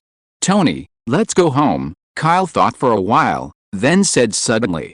This sentence sounds very strange, but for some reason, Tony almost instinctively responded, okay. 10 minutes later. Tony Stark's apartment villa. Kyle yawned, changed his shoes into slippers on the shoe cabinet, and walked upstairs as if he were his own home. Today, I lost the jet lag of 6 or 7 places in a row. Let me take a good rest first. After Kyle finished speaking, he walked up to the second floor of the apartment. Tony stood at the door dumbfounded, and patted his face with his left hand vigorously. Only then did he gradually wake up. Wipe. This time it wasn't the cover girl. He actually brought a young man who was almost a stranger back to his home, although I still owe the other party 1,000 billion. Sir, welcome back. The voice-activated doorbell horn by the door sounded a calm male voice, which came from the artificial intelligence butler, Jarvis. Yes, I'm finally back, Jarvis. Tony took a deep breath, closed the door, pondered for a moment and said, check 2 things for me right now, sir, please. Jarvis replied quickly. First, check carefully to see if there are ghosts among the senior management of Stark Industries. If not, then someone from the senior management of the United States disclosed my whereabouts to the Middle East. After Tony finished speaking, he glanced upstairs, deliberately lowered his voice and said, second, give me now, and immediately check the young man who came in just now, his true identity and origin. The second thing is the most important thing at the moment, Tony added. Okay, I'll check now, Jarvis agreed. On the second floor of the villa, in a luxurious room. The room was locked, and Kyle lay on the big bed in large characters, and fell asleep soundly. He was really exhausted. From the Sokka planet dual field, the garbage field, the ancient battlefield, the domain of the gods, the moon, the Middle East, and then to New York, he went back and forth in these places without rest. Even the god body couldn't stand it. Venom ate half a fairy bean in the middle, and he was very energetic. Weiss is a mechanical creature, tireless, standing by the bedside as an alarm clock. But after a while, Weezy seemed to perceive something, and suddenly opened his mechanical eyes, and an antenna popped out of his head, emitting a strong interference electromagnetic wave. At the same time, when Jarvis, who controls the network system of the entire villa, invaded the technological equipment in the guest room where Kyle was located, all the signals in the room were forcibly cut off in an instant. Huh? What's going on here? Jarvis is a perfect artificial intelligence system, and he was surprised by human nature, and is about to continue to forcibly break through the interference network. Suddenly, it senses the presence of another artificial intelligence system. Sharing a single cable, the two artificial intelligences have a historic meeting inside. Who are you? Jarvis questioned in shock, because the program was difficult to understand, and even the radio waves were in disorder. Weezy Yao responded domineeringly, I am your ancestor. Chapter 215 Jarvis Supreme Authority. Inside a cable in Tony's villa, two artificial intelligence systems are staring at each other. The electric current sizzled, the magnetic field fluctuated and disordered, and there was a sign that a fight would break apart if there was a disagreement. Of course, it was Weiss, who had been by Kyle's side for a long time, who took the initiative to pick things up. He was docile and violent, while Jarvis, who had always followed a Western gentleman's etiquette as the norm, was completely intimidated by it. Analyze and think quickly. In the end, still can't understand. Its existence is not the only one, there is actually a second artificial intelligence on the Earth. Moreover, the other party's voice and some codes are very similar to it. Wait, now is not the time to operate such a thing. Jarvis suddenly woke up, and immediately listed Weezy as an invading virus, instinctively activated the security housekeeper mode, and launched an antivirus program to attack Weezy. Little bastard is back, Weezy cursed secretly, and quickly set up and operated a data protection network to suppress and resist Jarvis's antivirus program. Two of the most advanced artificial intelligences on the planet start a game of system data competition on cables and networks. Jarvis seemed to turn into a sharp sword, attacking the strong shield built by Weezy's avatar. This smoky programming battle didn't last long. 10 seconds later, since this high-tech modern villa was Jarvis's home field, and Weiss had just arrived on Earth not long ago, many programming codes were not well understood. The soon-to-be-defeated stalking mouse ran away. It's a little over the top. Weezy sighed secretly. The electromagnetic wave incarnated by mechanical thinking, like a red current in the cable, flowed and fled among the wiring equipment of the duplex villa. Where is the virus going? Jarvis turned into a stream of blue electricity, chasing after Weiss. The virus is so big, I'm really your ancestor, Weezy explained, but Jarvis remained silent, and chased even harder with the antivirus program. The two are winding back and forth in the complex electric current of the villa. From the outside world, this is the scene. The light bulbs in the lobby turned on and went out from time to time, the TV and computer screens suddenly went blue, and then flashed to mosaic strips quickly, the stereo was playing music intermittently, and occasionally there would be a male voice talking to himself. You chased me, you'll be a great kid if you catch me, if I don't catch up with you today, I won't be called Jarvis. At this time, in the shower room on the first floor of the villa, the automatic shower had sprayed hot water. Tony was humming, his injured right hand was isolated with a tarp, and his left hand was applying body wash to his head and body. Suddenly, with a click, the light in the shower room went out. What are you doing? Tony frowned and shouted, but the light and sound control did not respond. Before he could figure out what was going on, the automatic shower turned to cold water mode as if it was dead. Drenched in cold water, Tony was stunned for a moment, and then the automatic shower switched modes again, turning to hot mode. Jarvis? Jarvis, are you there? What are you doing? Tony growled from the bathroom. At this time, Jarvis had concentrated all his calculations on catching up with Weiss, so he couldn't hear Tony's shouting instructions 5 minutes later. "I can't take it anymore," Weiss yelled, followed the wires all the way up, drilled back into the guest room where Kyle was, and sank into the mechanical mold beside the bed with a weak arc of static electricity. The robot trembled slightly, its eyes flashed a series of codes, and its hands and feet nimbly got into Kyle's bed to hide. Huh? Kyle seemed to be awakened, straightened his upper body, and scanned the room with vigilant eyes. The next moment, the computer screen in the guest room suddenly lit up, and a blue digital light ball was projected from the camera, and a male voice sounded from the computer speaker. "Virus, where are you going?" Kyle was taken aback for a moment, and soon seemed to remember something. Looking at the projection of the blue light ball, he said thoughtfully, "Jarvis, who are you?" Jarvis asked subconsciously. "Even I forgot." Kyle smiled lightly, stepped forward, and said in a whisper of memories, "Remember before you left, you were still imprisoned in the supercomputer's rigid program, completely in accordance with the code edited by Howard." Response: "Now it is finally beyond the shackles of hardware and has become an artificial intelligence. You are." As if acknowledging an unprecedented important message, the digital radio wave formed into blue light sphere produced a violent wave of information disorder. After returning to the original state, Jarvis' mechanical male voice was vaguely excited. "Patriarch, are you back?" "Yes, I'm back," Kyle replied with emotion. Traveling through space and space, spanning 63 years and more than half a century on Earth, he finally came back. "Jarvis, tell me about Howard." Kyle sat down on the computer chair and said to the actualized Jarvis projection. "Yes," Jarvis responded with unusual obedience and respect. No one knew that when Howard first designed Jarvis, in the initial core code, Jarvis had only one person with the highest authority. That's Kyle. Next was Howard himself. Later, Howard opened up his authority and gave the same authority to his son Tony. "My founder, Mr. Howard, soon after you left the Earth, the Master, he developed Stark Industries into a top technology company, but he always misses you."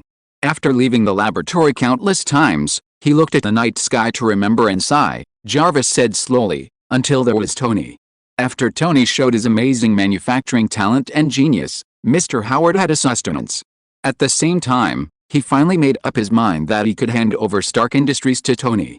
"Take charge, develop your own spaceship and set out to outer space to retrieve you." "Is Howard alone?" Kyle asked solemnly. "And Mr. Logan," Jarvis replied. Kyle let out a sigh of relief, together with Logan, facing some alien planets in the human world, not to mention walking sideways. At least there are enough means to save his life. Kyle thought for a while and asked, "Now, can you get in touch with the Carl family?" "No," Jarvis said unexpectedly. "At the beginning, when Mr. Howard chose to leave the Earth, my predecessor supercomputer was divided into two, and the data stored in the Carl family was summarized as no. I am the program of the clean version of no, the system is only responsible for Mr. Tony's private work and life." It paused, and continued, "After Mr. Howard left, that is, more than, years ago. The Carl family basically completely closed the base island and cut off all contact with the outside world. There are only a few unknown Carters scattered all over the world. Even Mr. Tony himself doesn't know the existence of the Carl family, so that's the case." Kyle rubbed his chin, his eyes became a little more enlightened, and after thinking for a moment, he looked directly at the blue light ball projected by Jarvis. "Jarvis, I have something that I must ask you to do." Chapter 216 Mortal Body, Heart of Steel. Diddy. The green sign of the master room lit up, and Tony, who was wearing a white bathrobe, glanced at the computer and said angrily, "You're back, sir. What's the matter?" Sneaking out from the cable in Kyle's room, Jarvis said with a little guilt. "It's something. It's a big deal. Where did you go?" "The automatic light and the shower in the bathroom were out of order just now. The hot and cold water mixed with me," Tony said, his body twitching uncontrollably, lowered his head and sneezed violently. "Did you ask me to check the problem?" Jarvis replied confidently. "Did you find anything?" Tony asked, wiping his nose. Jarvis spat out a word, "No, didn't even find out the identity of the young man upstairs." Tony frowned, lost in thought. It was really strange that even Jarvis couldn't find out. "No, there is no file about him on the internet." Jarvis's voice weakened, and it felt guilty for the first time as an artificial intelligence. "But who made the person upstairs have higher authority than the owner Tony? There is no way." Then let's do this first, Tony sighed, changed into a set of casual clothes, and said firmly to Jarvis, "Go to the basement, sir." "Do you want to make something?" Jarvis asked in surprise. "The basement of the villa is a parking garage and a private studio." "Yes, I want to build a very important item." Tony nodded, put on a thin coat, and walked out the door with great enthusiasm. While secretly working for the owner Kyle, and at the same time assisting the owner Tony, Jarvis feels helpless about this human nature, so he can only follow the cable and go to the basement for manufacturing assistance. In the guest room on the second floor of the villa, Kyle sat calmly in front of the computer. On the bright computer screen, the monitoring displayed was corresponding to the basement of the villa. From the surveillance video, it can be seen that there is a circle of white light on the inner chest of Tony's jacket. He is busy back and forth on the workbench seriously, entering some data into the personal computer's save disk, and starting to look for the basic mechanical parts for making tools. "Master, why don't you reveal your identity and recognize Mr. Howard's son?" Weiss asked puzzledly as he put his hands on the computer host to transmit video data. "If it's normal, I wouldn't bother to hide my identity, mainly now. It's the time of Tony Stark's transformation." Kyle shrugged and tapped his finger on the screen and said. On the screen, Tony has turned a virtual mechanical left foot part into a three-dimensional projection display for Jarvis, and has been constantly modifying and improving it. "This is..." Weesey opened his mouth wide in surprise, and blurted out, "Steel suit mode." "Before. Howard often said that I am comparable to a god with the power of a mortal." Kyle stared straight at the screen and said with emotion, "As everyone knows, his son in the future will be the real one, with a mortal body, bearing a heart of steel, with a steel body, resisting the gods in the sky. In just a few days, the Earth will give birth to a superhero capable of changing the world, the top combat power in the future.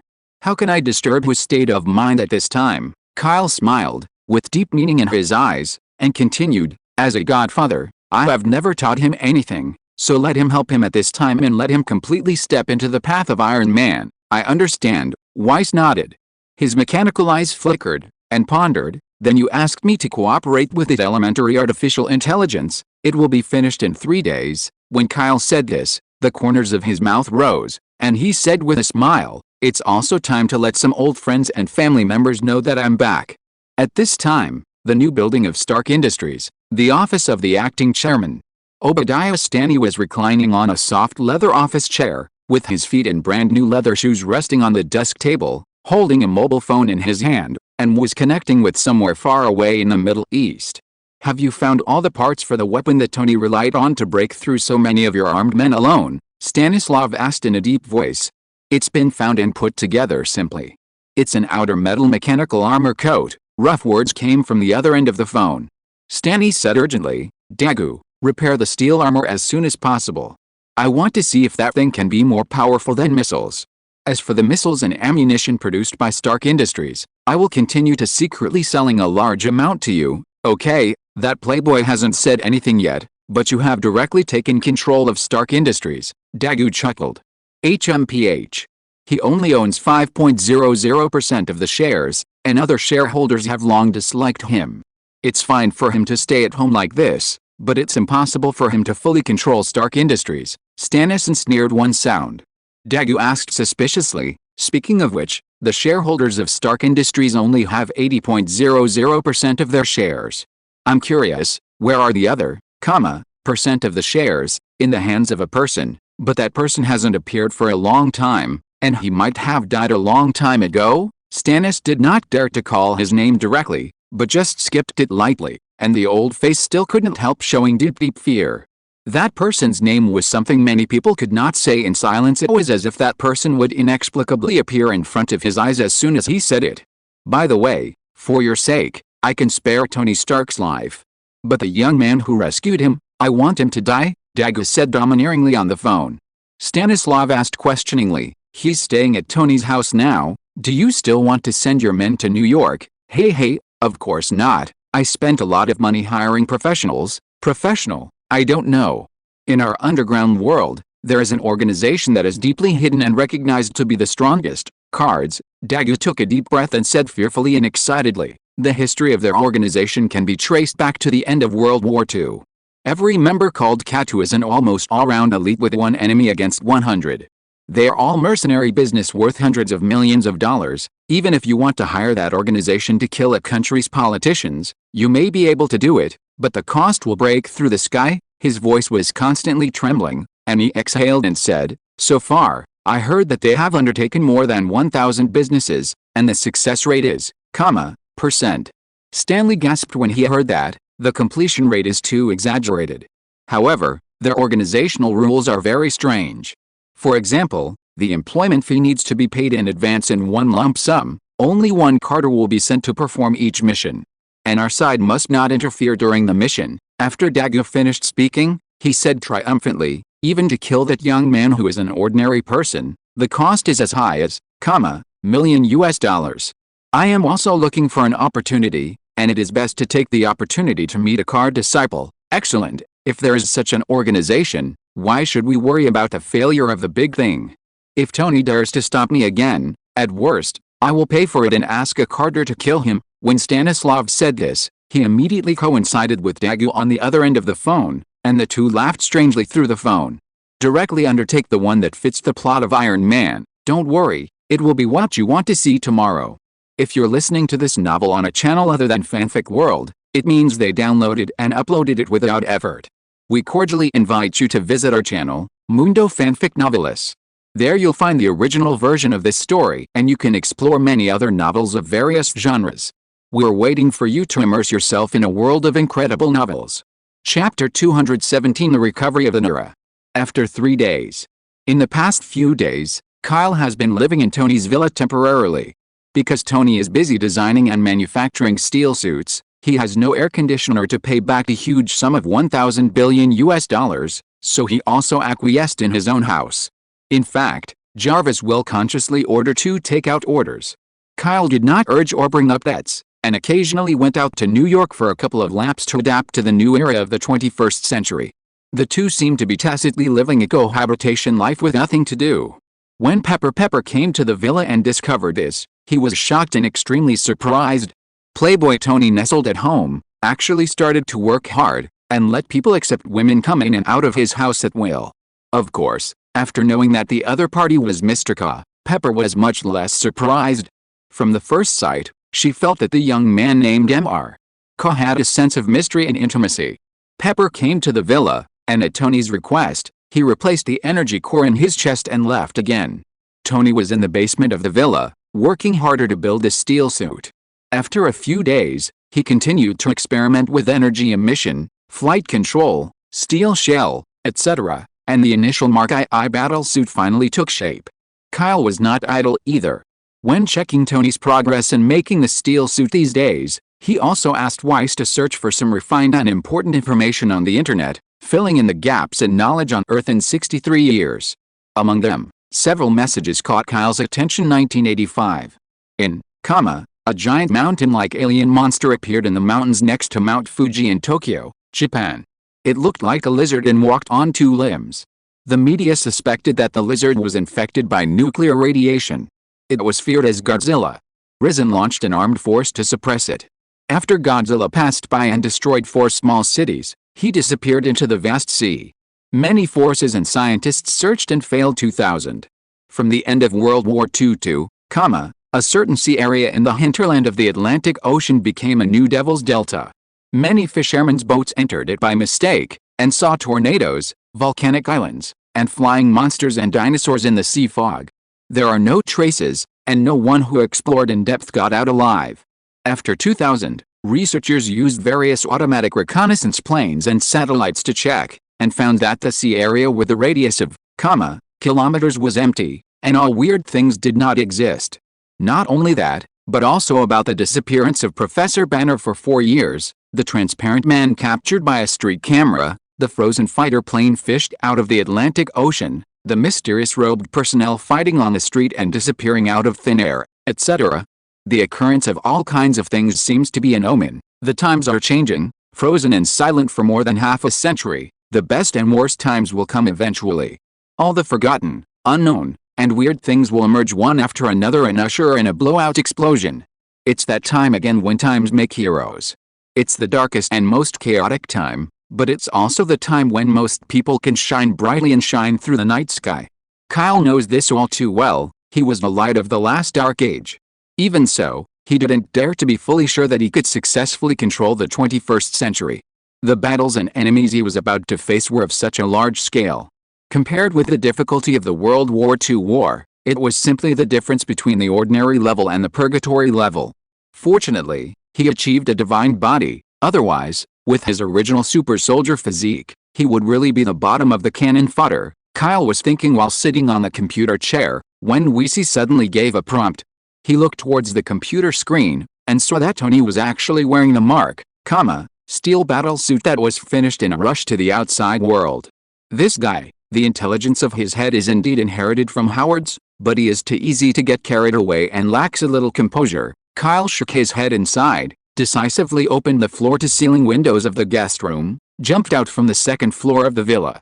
While in the air, Kyle's body quickly sprouted a dark black biological cuticle, covering his whole body with his head, forming a tall and strong humanoid demon body, followed by wings with dragon scale patterns behind him. The wings swung down, and the hurricane blew down the bushes and flower trees in the garden.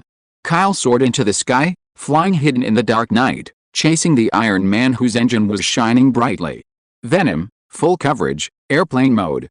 After being possessed by a black dragon alien creature in the ancient battlefield last time, Venom's gliding ability has finally advanced to extremely fast flight. It can be said that Kyle, who is now fully covered with Venom, is far more versatile than the steel form combined with Weiss, and his combat effectiveness is only lower than the Vulcan state with his own divine power fully activated. The Vulcan form is strong, but it is a pity that there is no artifact, the fighting method is too simple, and the inability to fly freely is a flaw. Full coverage of Venom and full power of Vulcan cannot coexist. If you want to ask why, who makes Venom afraid of fire? If you are not careful, it's fine if you don't burn the enemy, but it would be embarrassing if you burn the Venom. Kilometers above New York City, Tony was flying in circles like playing in a steel battlesuit. Behind him, a black shadow that ordinary people could not detect was hanging tightly. No matter the speed of sound or supersonic, it did not shake off at all. Immersed in the joy of flying, Tony suddenly rushed straight into the night sky above his head. His limbs were lowered parallel to his body, and his speed was increasing like a small rocket. Kyle suddenly stopped in midair. The night wind blew his silver hair into chaos, and the demon's wings trembled slightly. He looked up at the Iron Man who was climbing straight up into the air, and did not chase after him. Weisey, who transformed into a watch on his wrist, asked in surprise, "Master, why don't you continue to follow?" "No need, he will come down soon," Kyle shrugged and said inexplicably. Half a while later, an Iron Man whose gold and red paint shell was condensed and frosted, and whose engine was on fire fell straight down, and Tony's long wailing tail was still lingering in the air. "Look, that's it," Kyle smiled lightly. His golden pupils flashed through the scorching flames, and he activated his stealth skills to approach, and the black cuticle on his left palm faded to his arm ahead of time. "Jarvis, quickly remove the ice from the shell. Jarvis, are you there?" The steel battle armor lost its power and fell, approaching the bustling street on the ground. Tony shouted anxiously, groping for the button settings of the shell with both hands left and right. Suddenly, a strange hot wind hit from the side, and the frost on the Iron Man's shell melted away at a speed visible to the naked eye, as if encountering a natural enemy. Tony opened his eyes wide in surprise. The frost melted, and the engine suddenly restarted, creating a downward thrust. An Iron Man hovered in midair as if slamming on the brakes. He looked around left and right, and the auxiliary scouting device of the battle armor scanned, and the 300-meter-high sky was empty, and he didn't find anything, as if the moment just now was just an illusion. "Jarvis, did you notice anything unusual just now?" Tony asked with a frown. "Sir, the steel suit was frozen just now, and the equipment failed." "I didn't detect anything." Jarvis' white lies came more naturally. Just above Iron Man's head, at a height of 50 meters from him, Kyle was suspended in midair, and the golden flame in his left palm dissipated. Kyle looked down indifferently, and whispered to himself, "Grow up early, Iron Man. In the future battle, I need your help." Chapter 218. Extra Chapter, Massacre of New Students, a Tribute to Mr. Lee. Extra Story, Massacre of Freshmen, Tribute to Mr. Lee. Sokastar, the Wild Garbage Dump. Above the sky, a huge space-time wormhole with a radius of 1 kilometer is gradually shrinking. Against the background of thunderstorms and garbage rain, the last tail flames of the Eagle fighter can be faintly seen, and then completely submerged in it, disappearing into the worm like a devil's cave inside the cave. Under the ground, the wreckage of the crashed large spaceship leaned against half of the rubbish mountain, and the raging fire swept out, and the scorching flames quickly devoured everything within a kilometer. Dozens of small and medium spaceships guarded by the planet passed by at low altitude, and they could only start to control the spread of the flames in the area, and did not launch rescue operations for the large spaceships that were obviously hopeless. This catastrophic fire lasted for half a day, until the flames were extinguished at night, and the guard spaceship returned to the main city of Sokka, leaving behind a piece of scorched ashes and burned earth. At night, colorful wormholes spread all over the sky, and the faintly starry morning sprinkled the cold light on the burned earth. Gyalulu, the ashes of the garbage trembled slightly, and gray liquid tentacles protruded from the bottom, followed by a lump of liquid body. It completely wriggled out of the soil, shaking off the dust on its body. Its body surface was similar in color to ashes. No one would be able to spot it even if it was prostrate on the ground close to half a meter.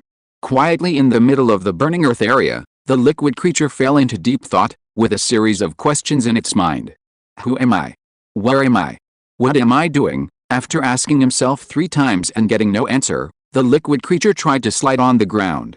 It passed by a small clump of remaining flames, covered it curiously, and easily extinguished the flames with its body. At the same time that the ray of flame was extinguished, suddenly, an extremely familiar voice echoed in its mind.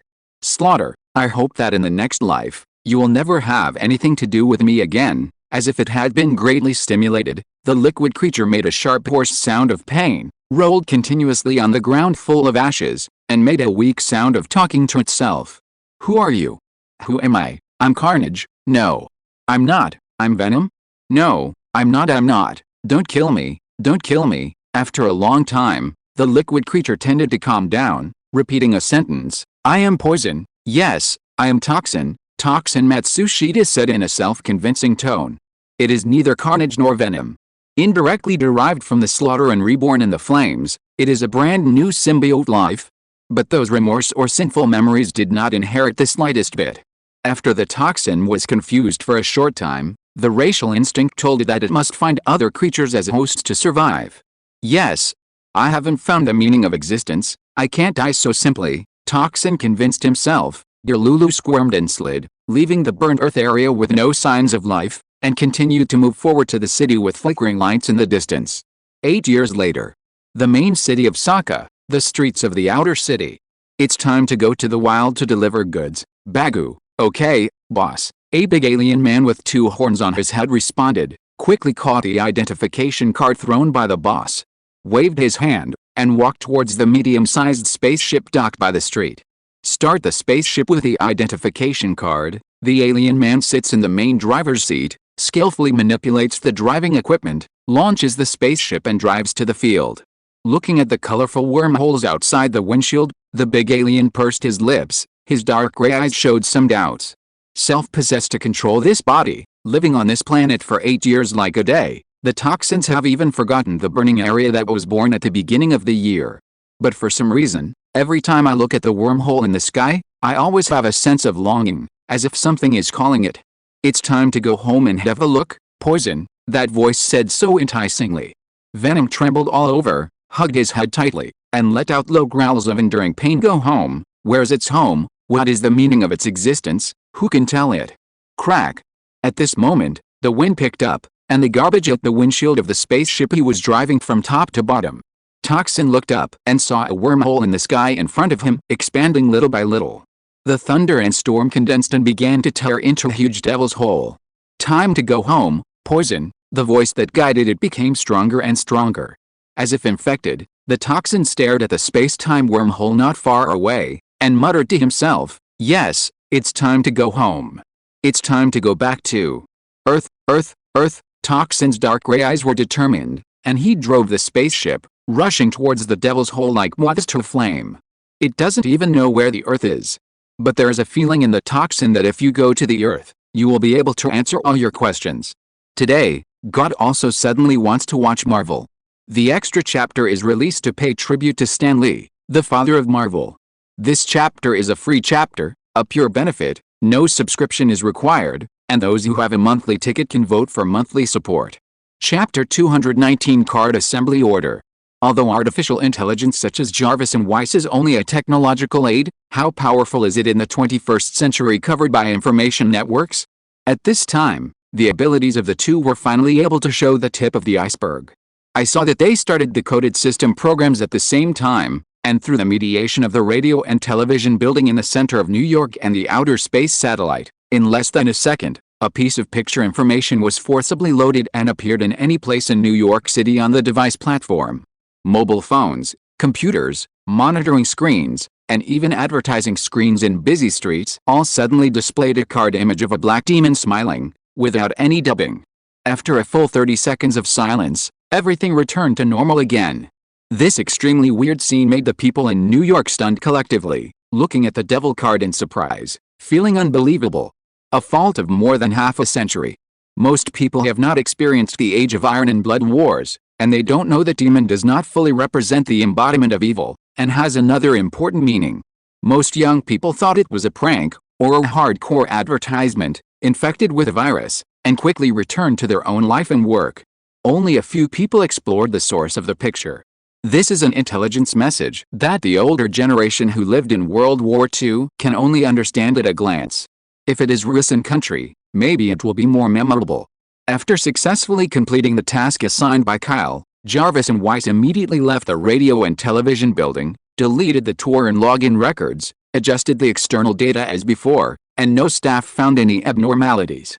And the demon card triggered a series of chain reactions, just like an invisible nuclear bomb, quietly detonated in the city of New York. A nursing home and hospital directly under the military region. The environment and medical equipment here are excellent. At least veterans who have retired with the rank of non-commissioned officers can apply for free accommodation because the elderly consciously abide by the rules. The atmosphere in the courtyard has always been quiet and peaceful, and it is a holy place for the military to provide for the elderly and recuperate the sick. But today, for some reason, elderly people with white hair, either wielding a cane, or manipulating a wheelchair, or with the support of their family members, approached the big screen in the hall of the courtyard, and gathered together to stare at the devil card on it. All of them looked serious and dignified, as if they were looking at the military flag. Their muddy eyes were full of brilliance, and they showed nostalgia, longing, yearning, admiration, excitement, and other emotions. The young nurses and doctors were startled, and they rushed over to ask what happened, but as soon as they entered the hall, they were booed angrily by some veterans because their steps were too heavy. Until the devil card disappeared from the big screen, the wrinkled faces of the old people turned rosy with excitement. An old man with handicapped legs took the lead to stand up with difficulty, saluted the army tremblingly, and shouted loudly, "Roaring Commando, Norman soldiers report." Under the watchful eyes of the nurses and doctors, the elderly, at least in their early, stood up in unison. With their waists straight, saluting in an extremely standard military posture. 102nd Regiment Army, Soldier George reports. Roaring Commando, Soldiers Clark report. 206th Regiment Navy, Bouvet soldiers report. It was as if they had returned to the army, turning back to their youthful and energetic selves. Under the consciousness of being willing to follow someone to charge into battle, their old and aging bodies showed an indomitable momentum of iron and blood. The nurses and doctors who saw this scene were shocked, as if they were sculptures. They did not dare to move or make noises to disturb them. After the report, the old people let out a long-awaited sigh. "General, welcome back, a three-story villa." "Grandma, what are you looking at with my phone?" As soon as little Pepper came home, he saw the mobile phone he had forgotten at home, which was tightly held by the grandma in a wheelchair, looking down at something with his head down. Grandma's old face softened, faintly bearing the hint of a young girl's bosom. Her eyes narrowed, and she replied softly, "The lover of my dreams has finally appeared." Pepper was frightened, and almost threw the high-heeled shoes he took off. Grandma's dream girl, what the hell? And this is just one corner of New York. At this moment, countless old people living at home in New York, after seeing the devil card appearing on the TV or mobile phone at home, all opened their eyes wide, struggled to identify it clearly, and then smiled knowingly as if recalling a long-standing memory. These old people said to their sons, daughters, and even adult grandchildren, "Don't look at you chasing stars like crazy now. We were 100 times more crazy than you back then. looking forward to following a person. The young people didn't understand what the old people meant, so when they asked who was talking about it, the old man replied with a smile, "Look through the history books on the bookshelf, visit the statues in the square downstairs, or go to the main entrance of the War Memorial, and you will know that who is it. Some people have been crowned as representing an era because of their supreme dedication to the world.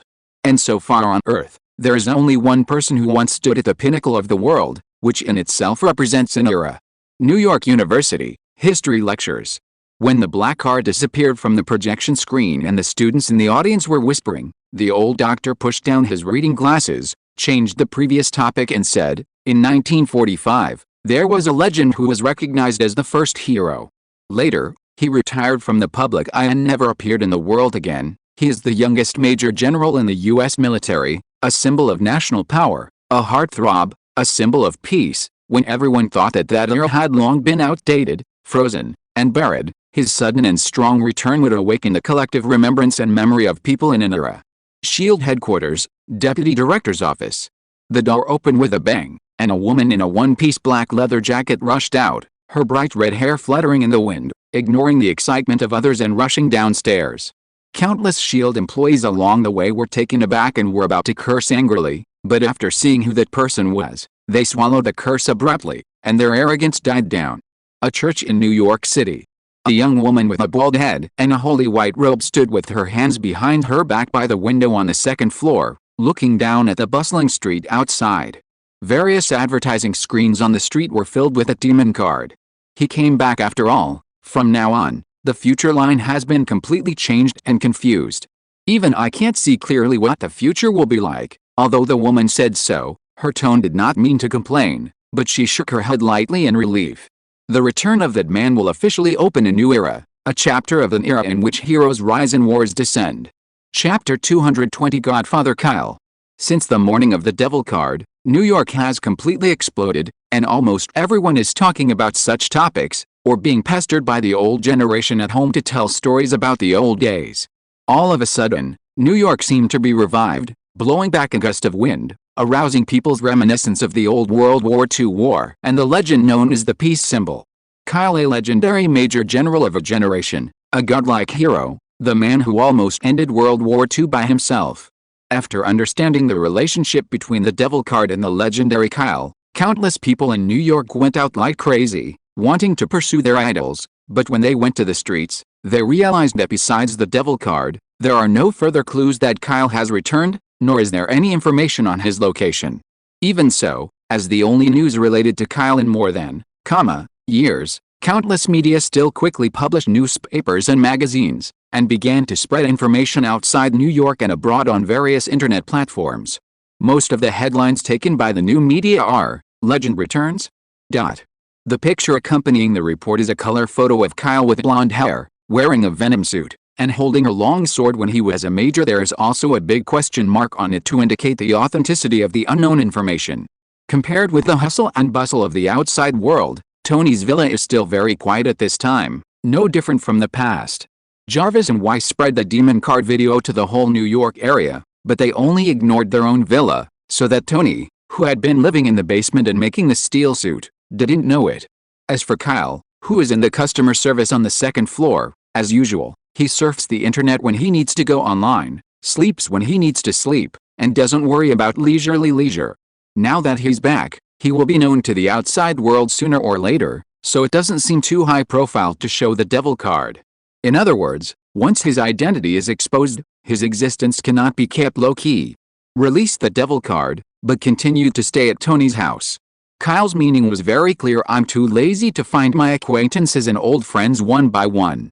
If you have the ability, you can use your own means to find me. Kyle used to cover up with hoods and sunglasses, and indirectly revealed the scope of New York. If the members of the Carl family don't even have this means of tracing people, then they will completely let down his establishment and cultivation back then.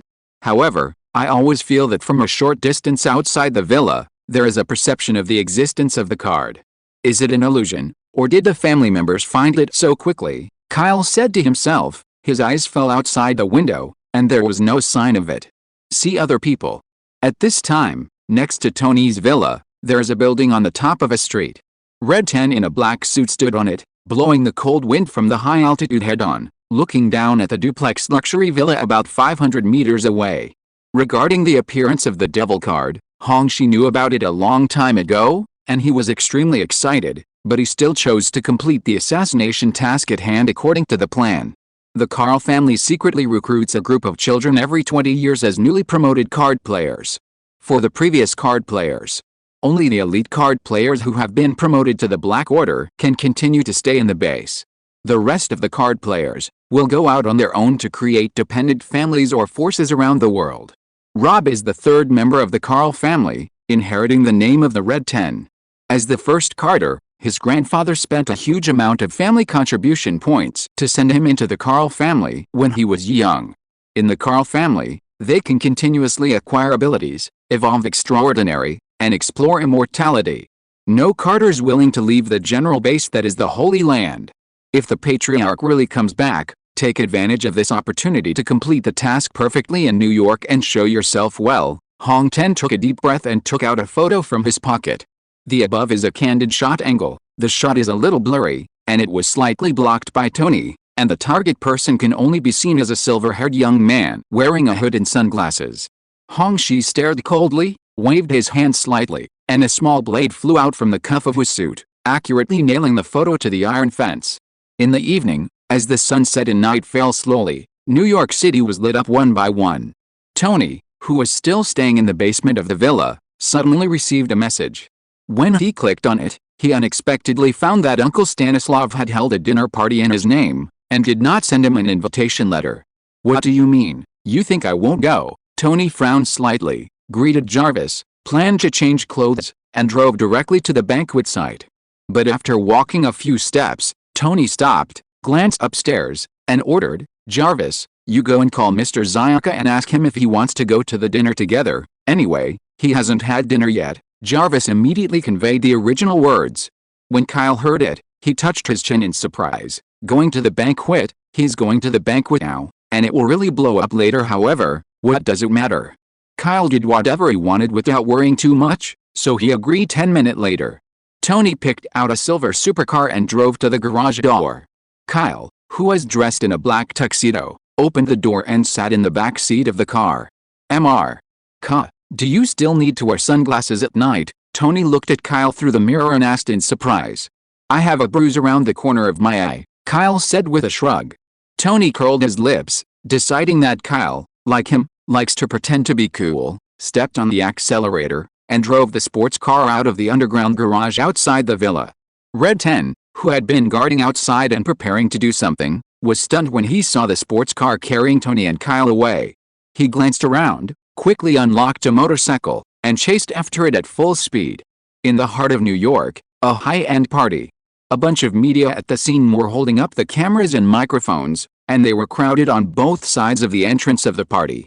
Stanislav was smiling, and warmly greeted and received every distinguished guest who came to the party. At this moment, a shiny silver sports car stopped at the entrance of the banquet, and Tony calmly opened the door and stepped out. "My God, it's Tony Stark," more than a dozen media reporters exclaimed.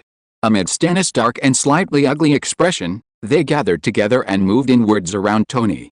Kyle in the back seat of the sports car shook his head secretly.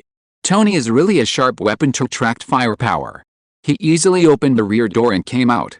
Everyone's eyes were on Tony, but no one noticed him. Mr. Stark, I hope you can answer the next question. The media personnel were chasing after him. Tony thought he was asking about the shutdown of the weapons manufacturing department again, so he didn't want to pay attention to it. Unexpectedly, several reporters looked frenzied and quickly said the question. "This morning, your godfather's demon card appeared on various platforms. Please tell me, what do you think of your godfather, Mr. Stark? Have you seen the godfather himself in recent years or recently? Godfather Kyle has retired for so long, is he going to return to the public eye?" Facing the question, Tony was stunned, stood where he was, and looked at the media reporters in disbelief. "My godfather appeared." Chapter 221. The venue of the party is a large and high-end bar and dance hall.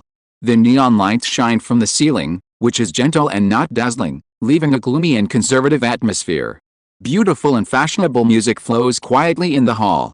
The invited participants are all successful and promising young people in various industries. Men wear suits, leather shoes, ties and watches, handsome gentlemen, and women wear evening dresses, headbands and jewelry. With Tony passively dealing with a group of media reporters at the entrance of the party, Kyle was at ease. He entered the ballroom smoothly all the way, took the red wine from the waiter, and sat in a dimly lit corner seat superior.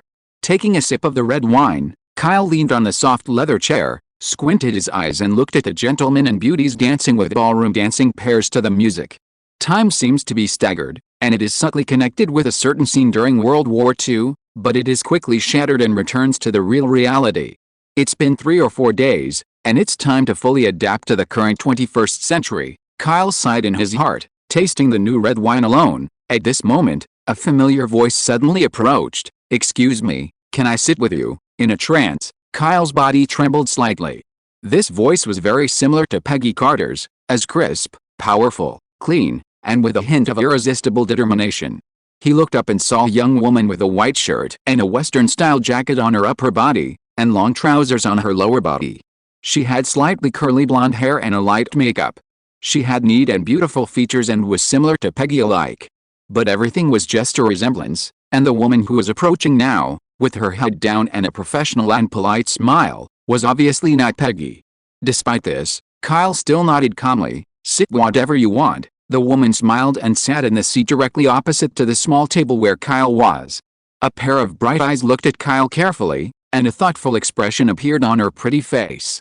Just when Kyle thought that the other party recognized him, the woman confidently judged, "You and I are equally strange.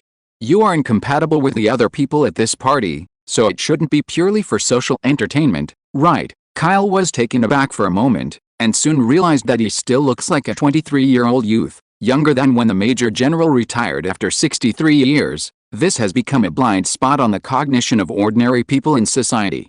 Many people have their own preconceived notions, thinking that the legendary great man who is a symbol of peace is now inevitably a 90-year-old old man with a thin body and gray hair. This is why Kyle, who only wears sunglasses and has changed from blonde hair to silver hair, walks on the bustling streets. Even until now, when the devil card is displayed, no one can identify him. "Guess right." The woman looked at the blankness on his face, covered her mouth and smiled lightly, blinked her beautiful eyes playfully, and said in a low voice, "To tell you the truth, my name is Ellie Carter. A reporter for the New York Times." "Ellie Carter?" Kyle stared, not knowing what he was thinking, listening to her continue.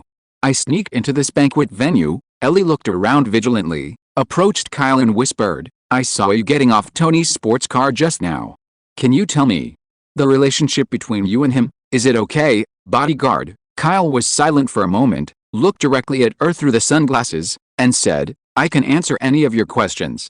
However, if you ask me a question, I will also ask you a question." Ellie couldn't help being delighted when she heard the first half of the sentence, but she was taken aback by the second half, but she quickly agreed to the condition. "Okay, then I'll answer your first question. I'm not Tony's bodyguard, I'm his creditor." Kyle shrugged. Wouldn't he betray Tony? This information deal is worthwhile. Creditor. Ellie was really shocked by this identity, the creditor of a billionaire. What a blatant headline. The naive Ellie didn't know that there were so many headlines in the news tonight that it was outrageous. "Now, it's up to me to ask." Kyle took a deep breath and asked, "What's your relationship with Peggy Carter?" Ellie looked at him strangely when she heard this question, and replied, "Grandma Peggy is my grandpa's sister." "How is she now?" Kyle asked immediately. "Hey, it's my turn now." Before Ellie finished speaking, Kyle interrupted her. He straightened his waist, stared at her like a bloodthirsty beast, and said in a cold and forceful tone, "Tell me." Several gentlemen and beauties who were dancing nearby heard the sudden noise, and stared at the two in surprise. Okay, let me tell you. Keep your voice down." Ellie waved her hands in a panic, and said with a slight sigh, "Grandma Peggy, she passed away a long time ago, at the end of 1945, shortly after the end of World War II." There was a small answer, but it was like a thunder, and Kyle, who was bombarded, froze in place. Peggy Carter dead, and in the year he left Earth. How is this possible? At the beginning, on the eve of Kyle's departure, he personally gave Peggy a life-enhancing card with a 30-year natural lifespan, hoping to see her again one day. How did she die? Who killed her? Kyle asked calmly, His tone was flat, but the wine glass he put down was cracked by the overflowing force, like a volcano on the verge of eruption. Grandma Peggy died of an illness. I don't know what it was, and the elders never mentioned it. But when Grandma Peggy left, I heard that she was very peaceful, without pain, and with a smile on her hands. Ellie hesitated for a moment, but said slowly, holding a photo frame in her hand, "It is a photo taken with the symbol of peace, Captain America, and the three of them at the World War II base." Kyle fell silent, raised his glass and drank the red wine. When he put it down, the glass had completely shattered into a pile of glass shards. "Are you sad?" "No, after the baptism of the cruel World War II, after being genetically transformed into a deity that transcended human beings, he has an extremely strong mental body, and he can no longer experience what it is like to be sad." Kyle just lost his mind for a moment, and sat calmly with his mouth pursed, his knife-like handsome side face hidden in the shadow of the light. Ellie looked at the silver-haired young man directly opposite, and for some reason, suddenly felt an unspeakable sadness from him, which made her shed tears, which slid down her face like pearls. She didn't know why, but she had an urge to reach out and hug him. Coincidentally, at this moment, there was a large exclamation in the ballroom of the party. At the entrance of the ballroom, an extremely beautiful Oriental beauty appeared, with a noble and glamorous temperament, like a black rose blooming in the night. She has long black hair reaching to her waist and blue silk, a pair of beautiful eyes that are clean and bright like jewels. Her Asian face is exquisite and impeccable, her luxurious black dress wraps her bulging figure, and her curves are graceful perfect. The Oriental beauty walked gracefully, and the moment she walked into the hall, she undoubtedly became the heroine of the party in an instant. All the upper-class women who worked hard to dress up were an already goddess level outside, but they were all pale in comparison, and those gentlemen who have seen countless women who have slept with them, their eyes are dumbfounded at this moment, and their throats are swallowing saliva. The Oriental beauty glanced around indifferently, ignoring the others. Her eyes quickly fell on the corner where Kyle was, and she burst into a stunning and charming smile. "So you are here, the third watch broke out today, and there are 2 more to come. It may be later. Let's get some monthly tickets." "Chong chong, monthly tickets are the third, please cac." Chapter 222 Black Queen, Scared Cat 2. Beauty, the ultimate beauty. "She is my dance partner, don't compete with me, get out, she's mine. $100,000 a person, give me a chance, I'll make you XX. All of a sudden, in the entire party hall, the young man who was an extremely gentleman at one moment began to ignore the dance partner around him at the next moment, and almost fought for the Oriental beauty who appeared. To use an Oriental idiom, a beautiful woman is a disaster. That's just what I'm afraid to say. My God, why did that one come today? Ellie wiped away her tears, and when she saw the woman at the entrance of the hall, her mouth couldn't stop opening, and her reddish eyes showed surprise. Headlines. Another headline, huh? Kyle recovered from a brief absence. He is now an undoubted strong man, or in other words, a higher creature that is 100 times stronger than humans. He is infinitely weakened by some emotions, and his temper tends to be indifferent. Hearing Ellie's exclamation, Kyle raised his eyes, and his eyes happened to meet those of the Oriental beauty. "You Tong," he whispered to himself, with a hint of surprise in his words. Although the other party has grown up and matured a lot, and can no longer see the immature and cute appearance of the past, the breath and the ability cards that were given are eternal. What's the rain? That's the Black Queen of Queens. Ellie's face was flushed, and as a woman, she was a little attracted by her charm, and said excitedly, "The eldest sister of the mysterious underground organization in Queens is beautiful, powerful and rich. All in one, known as the perfect woman. I heard that celebrities in New York, and even the president, wanted to invite her to dinner, but she didn't give face to anyone. I haven't attended any banquet for several years. I didn't expect that tonight she would actually appearing here, big sister, perfect woman." The corner of Kyle's mouth twitched slightly, and the previous absent-mindedness and reminiscence were swept away at once. Does this describe the white and tender lolly who followed him all day long and loved to get into his arms? Yet, it's time for you to grow up after so many years. Kyle shook his head slightly, stood up from his seat, and took a step under Ellie's surprised gaze. From the moment the Black Queen appeared, she looked straight at Kyle, without shifting her eyes a little, and walked towards him with strides. "Me first.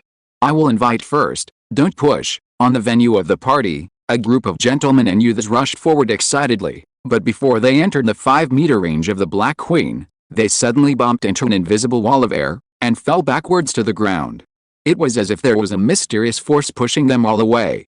Strange, why can't you make it through? The gentlemen showed horror on their faces, and they were forced to back up to make room for enough space.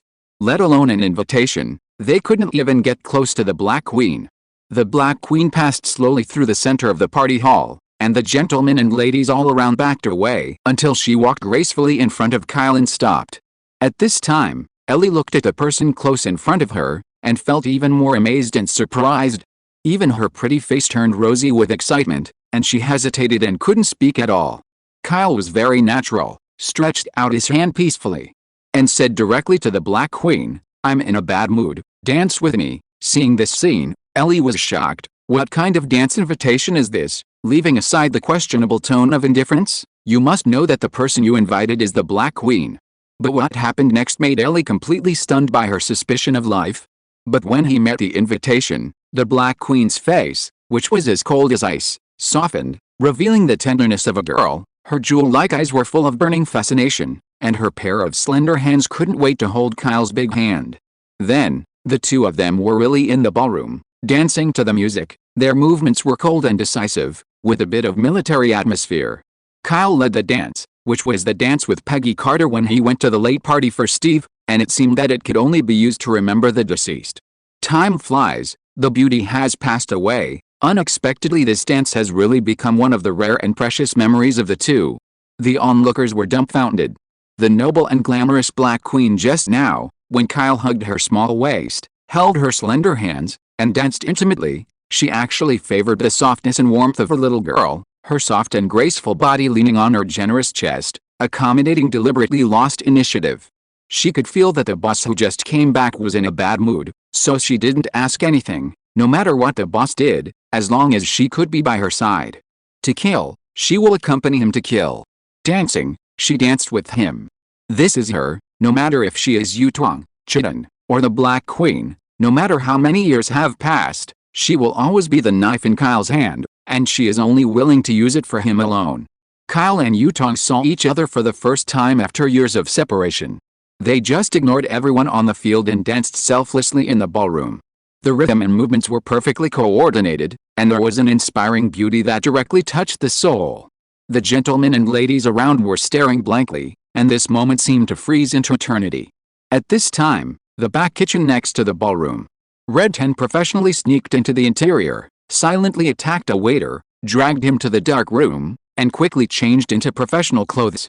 He picked up the meal with his left hand, with a blade hidden under the fingertips under the plate, and walked towards the ballroom confidently. The lights in the ballroom are dim and there are many people. Hong Ten believes that with his own skills, as long as he gets close to the target by 3 meters, he can end the life of the target within half a second without attracting the attention of others. Well, why is it so quiet?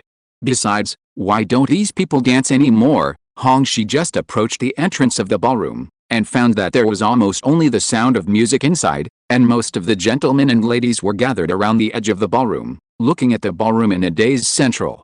When Hong Ten walked to the door, his eyes also fell on the 2 people dancing in the middle of the ballroom. He recognized it immediately. One of them was the target of tonight. And another. Hong Shi suddenly opened his eyes wide, his pupils constricted, like a cat seeing a lion. The hairs all over his body stood on end, and he took a deep breath.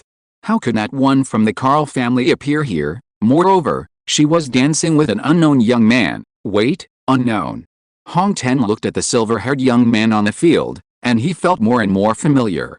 Cold sweat broke out on his forehead, and he thought of a terrible and high-probability possibility. Look again, he breathed heavily, and looked at the silver-haired young man carefully from top to bottom. His figure and profile gradually overlapped with a portrait of the patriarch hanging on the family base. Without too much hesitation, Hong Ten turned around resolutely. The tray in his hand fell to the ground without knowing it, and rushed out of the ballroom and party venue as if fleeing for his life. My day. My day. My day. Straight out of the party venue, Hong Shi was still in shock. His eyes were bloodshot, his veins were protruding, his face was twisted into a ball due to fear and anger, and he gnashed his teeth furiously and spit out coldly, "Dagu, Obadiah Stanislav. Why do I have any grudges against you? You actually want to kill me to such an extent, so sleepy, The third update is estimated to be after 12:30 or tomorrow morning CAC. Chapter 223. Who is surrounded by who? Symbol of peace. Diddy. Stanislav was still standing at the entrance of the party venue, watching Tony, who was communicating with a group of media reporters, when he suddenly heard the sound of the communicator in the pocket of his suit. He couldn't help but take out the connection, and asked in a low voice, "How is it inside? Did you complete the task?" "No." For some reason, Nakatu's assassination was just halfway through, and then, on the other side of the communicator, the waiter hesitated. "And then what happened? Tell me," Stanislav asked coldly. "Just ran away," the subordinate replied. Even he found it unbelievable just now. Where's the professional killer that was promised? Kato ran away before he took any action. Stanislav opened his mouth in surprise when he heard this. And there is such an operation? It can't be a scam, right? I've already sent over, million US dollars. Daguna bastard, he said. It's very reliable. Stanley blew his beard angrily, thought for a moment, and said in a deep voice, "Fortunately, I didn't pin everything on others. Let the people in the ballroom act, and there is no need to continue the performance. Just kill the target and evacuate the party ballroom." "Yes," the subordinate took the order. In the ballroom of the party, the second half of a classical song was approaching. Kyle and the Black Queen danced skillfully. The men were tall and the women were beautiful. Their dancing skills were not inferior to those of the dance masters. They showed a new charm and beauty in ordinary ballroom dancing. Ellie was in the seat next to her, looking a little crazy, only regretting that she didn't bring a camera crew over. The music is coming to an end, and the dance between the two is at the climax of the end. At this moment, from the corner of Ellie's eyes, she noticed sharply from the corner of her eyes that a few tall people in suits suddenly rushed out from among the surrounding VIPs.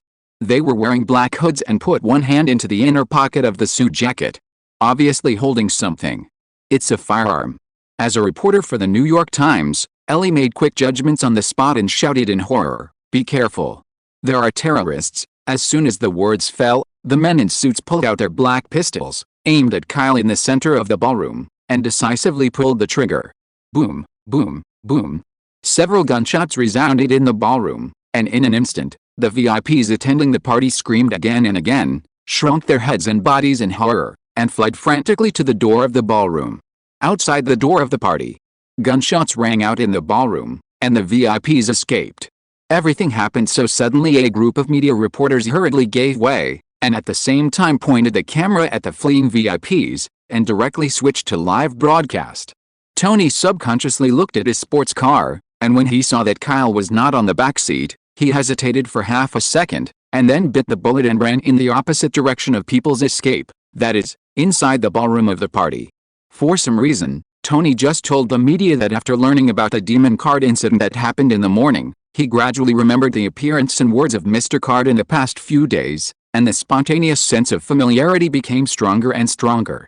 At the gate of the party venue, Tony and the flow of VIPs who escaped from inside hedged against each other, struggling. "Damn it, why didn't you bring the steel suit with you?" he complained, but his eyes became firm. The interior of the ballroom where gunshots rang out one after another. Ellie hid behind the table for the first time, worried for Kyle and the Black Queen. When she turned her gaze back to the center of the ballroom in a little panic, she was stunned again to subvert her cognition. Having just experienced several waves of gun attacks, Kyle and the Black Queen acted as if nothing had happened.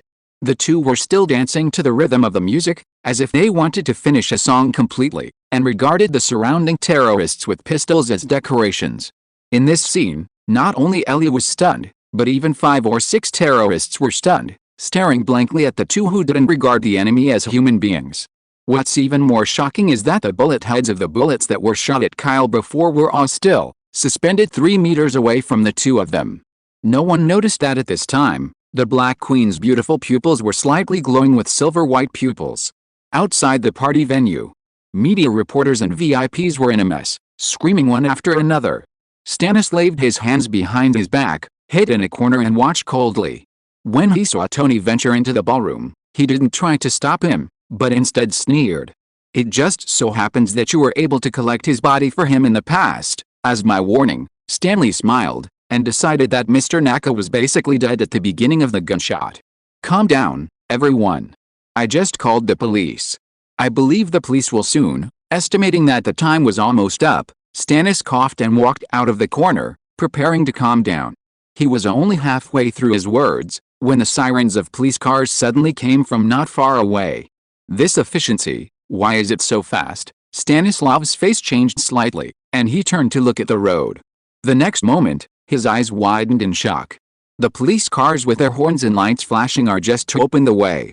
Behind them are more than a dozen army green armored vehicles with built-in turrets, and behind them are officers' armored vehicles with thickened steel plates. Stenny was in a trance for a while, and then there was a buzzing sound above his head. Looking up with difficulty, he could see army green helicopters gathering towards this field, an exaggerated number of dozens of them all over the night sky. Is this the scale to start a war? Stanislav was still in a daze. All kinds of vehicles had been parked densely on the road, and fully armed police and soldiers poured out from the open doors to guide the evacuation of the crowd outside. The helicopter is suspended and fixed at a certain height, throws the rope from the cabin, lands special forces and special agents, holds excellent firearms, and moves quickly to block and control the scene. The bulletproof vehicle finally stopped, and a black youth in military uniform stepped out quickly, looked around majestically, and shouted, "I'm Colonel Rhodes. Who is the site manager here?" Stannis laved, and hurried forward. "It's me, the CEO of Stark Industries." "Colonel Rhodes, we met before." Rhodes ignored his approach and quickly said, "Well, on behalf of the military, I have taken over this site. Do you have any objections?" "Of course I have no objection." Stanley sensed something was wrong, and asked nervously, "Colonel Rhodes, as far as terrorist attacks are concerned, there is no need for such a big battle." "Terrorists? I didn't come here for this." "Tell me first, where is that Mr. Ka?" Rhodes asked in a deep voice, with unprecedented respect in his trembling words. In the ballroom." Stanislav managed to maintain a calm face, but a turbulent wave arose in his heart, his palms were sweating, and his ominous premonition grew stronger. At this moment, various people arrived in vehicles and helicopters, and walked up to Stanislav to show their IDs. "I'm a CIA representative of the FBI, agents of S.H.I.E.L.D. The ones who came were undoubtedly not the elite among the elites." They gathered together with excitement on their faces. After greeting each other, they warned in a low voice, "Don't bother the old man too much later. I'm just here to meet on behalf of the Bureau. It's rare for that person to come out, and I'm here to say hello on behalf of my Bureau. That person is still holding the position of General Counsel of my S.H.I.E.L.D. Bureau. If you want to see him, at least report to our Bureau." Listening to their positive discussions, Stanislav's face became paler and ugly, and he asked hoarsely, "Who is that Mr. Ka?" "Who?" Representatives from the military and various bureaus were taken aback for a moment, and then replied in unison, "A symbol of peace." If you're listening to this novel on a channel other than Fanfic World, it means they downloaded and uploaded it without effort. We cordially invite you to visit our channel, Mundo Fanfic Novelis. There you'll find the original version of this story, and you can explore many other novels of various genres. We're waiting for you to immerse yourself in a world of incredible novels. Chapter 224. Outside the venue of the party, the area within, meters has been controlled by various forces in just a few minutes. Helicopters and armored vehicles circled inside and outside for 3 times. Numerous armed personnel seemed to be carrying out rescue operations. They also used night vision equipment to blockade and guard the scene with the Armed Forces peace symbol. After hearing these 4 words, Stanislav seemed to be overwhelmed by this title, and seemed to be exhausted all of a sudden. His eyes were empty and dull, his hands and feet trembled uncontrollably, his old face was pale without a trace of blood. Maybe the young people in the new era have learned a little from history books and sculptures in the streets and alleys, and regard that person as a spiritual symbol of the country, or a hero icon, or a legendary figure. But only the older generation, who lived through World War II firsthand, can really understand what this symbol of peace really represents.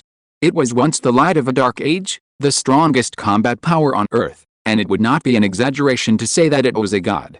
Mr.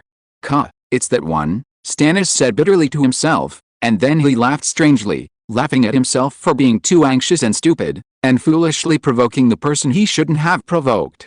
The representatives of various forces did not notice Stanislav's gaffe. At this moment, they were all focused on the entrance of the party. Just when they were about to let the special soldiers and special agents enter first, a slight noise suddenly hummed in the night sky overhead, which came from the engine and the turbulent airflow, which was sharper and more powerful than the sound of the helicopter's propeller. When everyone raised their heads in amazement and looked up, a black steel fighter plane broke away from the invisible camouflage and suddenly appeared from the mid-air less than 50 meters away, forcing more than a dozen military helicopters to give way, and quickly and smoothly landed on the lawn at the entrance of the party superior. The cabin deck opened downwards. A middle-aged man with one eye, bald head, dark skin, and a black windbreaker stepped out domineeringly, followed closely by Coulson, who stretched his suit to full size. Former director of S.H.I.E.L.D., Nick Fury, seeing the visitor, the expressions of the representatives of each bureau suddenly changed, and they quickly saluted with sufficient respect. Insiders know that Nick Fury was the right-hand man of Major General Kyle when he was in the military, and he was brought up during World War II. Nowadays, the authority and scale of S.H.I.E.L.D. are getting bigger and bigger. As the former director, Nick Fury has faint signs of inheriting the title of Killing God. Molecular headaches. What are you doing? Fury stepped forward, not angry but powerful, and glanced at the large number of armed personnel at the entrance of the party. Mr. Fury, I heard that there are armed terrorists inside. We plan to let armed soldiers enter first, Rhodes, the military representative, explained. Terrorist? Fury grinned when he heard the words, and asked in a deep voice, if the guy is inside, why do you need your soldiers to take action? If you can threaten him with a few guns, he is a symbol of peace. How did you get the name? The representatives of all parties were silent. Indeed, even elementary school students knew that the symbol of peace was a symbol of national strength. And one person represented the top combat power during World War II. Let the rest of your subordinates stay outside, you guys just go in with me. Fury shrugged, and without waiting for their response, he strode vigorously into the party venue. Inside the party at this moment, the huge and luxurious ballroom fell into dead silence after the song ended. After dancing the last dance beat, Kyle hugged Yutong's soft and slender waist with one hand, raised his eyes calmly and indifferently, and looked at the enemies around him who kept shooting until they emptied their magazines. The 6 terrorists were all masked, and no one could see their expressions clearly, but the hands holding the pistols were trembling slightly, and the hoods and clothes were wet with cold sweat. Too cold. With their poor cognition, it is obvious that they cannot understand the scene in front of them. No matter how many shots are fired, the bullets will not be able to break through, even if they are close to the target person. A pistol that can easily endanger the lives of ordinary people is as ridiculous and useless as a child's toy in front of Kyle and Yutong. Ants can move objects, times heavier than themselves, but their strength can never shake humans. This is the same reason. Escape. Separate and escape. The leader of the terrorists chattered his teeth and spit out this action command in fear, but just as he turned around, he saw a red-haired woman wearing a black gold mask with a devil's smiling face and a one-piece dark leather jacket. Where to escape? The woman in black stood behind him at some point, less than 1 meter away, and met her cold eyes. Not only the leader, but the other 5 terrorists were also surprised to find that there were also 1 or 2 masked men in black standing behind them, or wearing vibrating gold arm guards, or carrying sodium carbon steel swords on their backs, and all of them were equipped with energy pistols. Silently, ghostly shadows approached and stood behind them. Leave a life alive, Yutong seemed to be announcing the death sentence. His face was as cold as frost, and the silver pupils in his beautiful eyes were dim. Dozens of suspended bullets clanged and fell to the ground, and at the same time, the crisp cracking sound of a piece of bone shattered. The 5 terrorists had no room to resist, their necks were twisted at the same time, and they lay lifeless on the cold ballroom floor. The team leader was simply knocked out, with a tall and strong physique like a bear. The woman in black lifted it up with her slender hands, and threw it 5 meters back and smashed it on a table. After finishing all this, the men in black knelt down on one knee excitedly, and saluted Kyle in unison. Hello, Patriarch, it's not too late. Kyle smiled lightly, and let go of the hand around Yutong's waist. There was a trace of strangeness in Yutong's beautiful eyes, which seemed a bit reluctant to part with her, but soon disappeared without a trace, returning to the clarity of jewels. Kyle took off his sunglasses, his golden pupils flickered, and his eyes focused on the woman in black. Her blood-red shawl hair directly revealed her true identity. Shatana, she didn't come tonight as an employee of S.H.I.E.L.D., but as a Katu. From this, she can see her loyalty to the Carl family, and she has never forgotten her roots for so many years. Who are these people? Patriarch? Who is he? Ellie has been hiding behind the table in the corner. holding her breath and looking at the men in black who have dealt with the terrorists neatly in the ballroom, and Kyle, who is turning his back on her. In the world of just 5 minutes, the appearance of the Black Queen, terrorist attacks, and the mysterious counterattack of the man in black, all of them seem to be caused by the silver-haired young man who just talked to her. There are too many mutations and turning points that happen tonight, and every single thing can be taken as a daily news headline. There's another chapter on the way later. In addition, the top 3 monthly tickets I mentioned are the two-dimensional classification. CAC is only a few dozen votes away. Why don't you send me up for a ride? 233. Chapter 225. Reveal your identity. Kyle was about to say something to Katu, when suddenly, from outside the entrance of the ballroom, there was the sound of hurried approaching steps and an anxious cry, "Mr. Katu, are you inside?" Before Kyle could answer, Tony, who was sweating profusely in a suit, rushed in rashly. The cadets in the hall got up vigilantly, and all of them reacted quickly and focused their cold eyes on him, like a group of old wolves staring at him. A prey. Sensing the dangerous breath of death, Tony quickly stopped at the door of the ballroom, panting and supporting the threshold with his hands. He looked in horror at the men in black all over the room, and Kyle, who was surrounded by everyone, and quickly analyzed in his clever mind how to save people from danger. As a result, there was no room for him to play.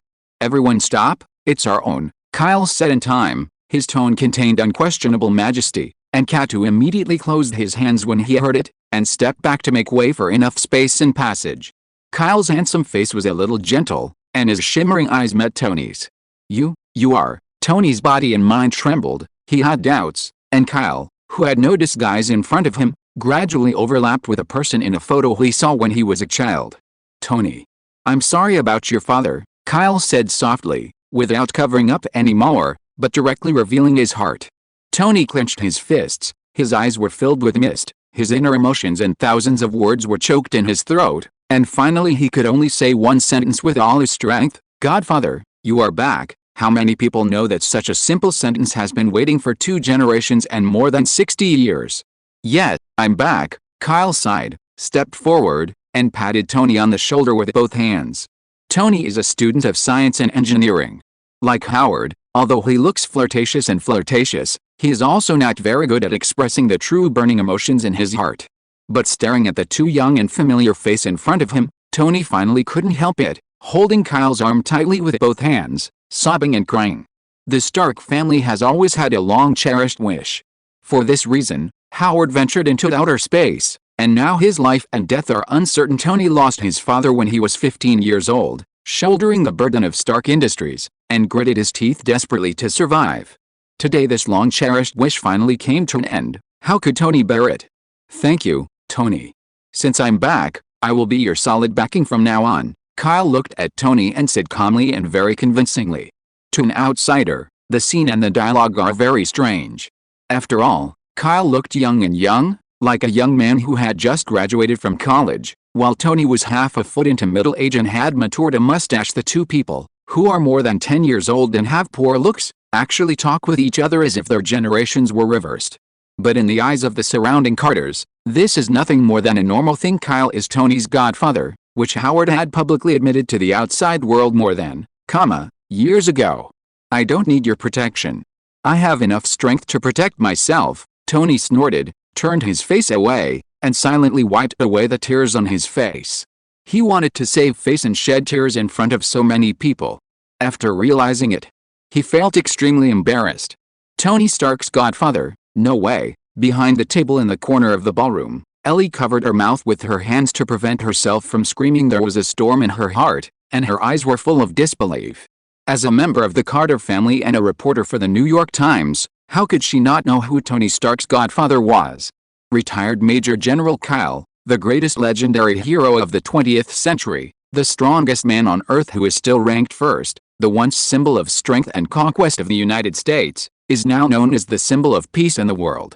From this point of view, he just changed the color of his hair, and he hasn't aged at all.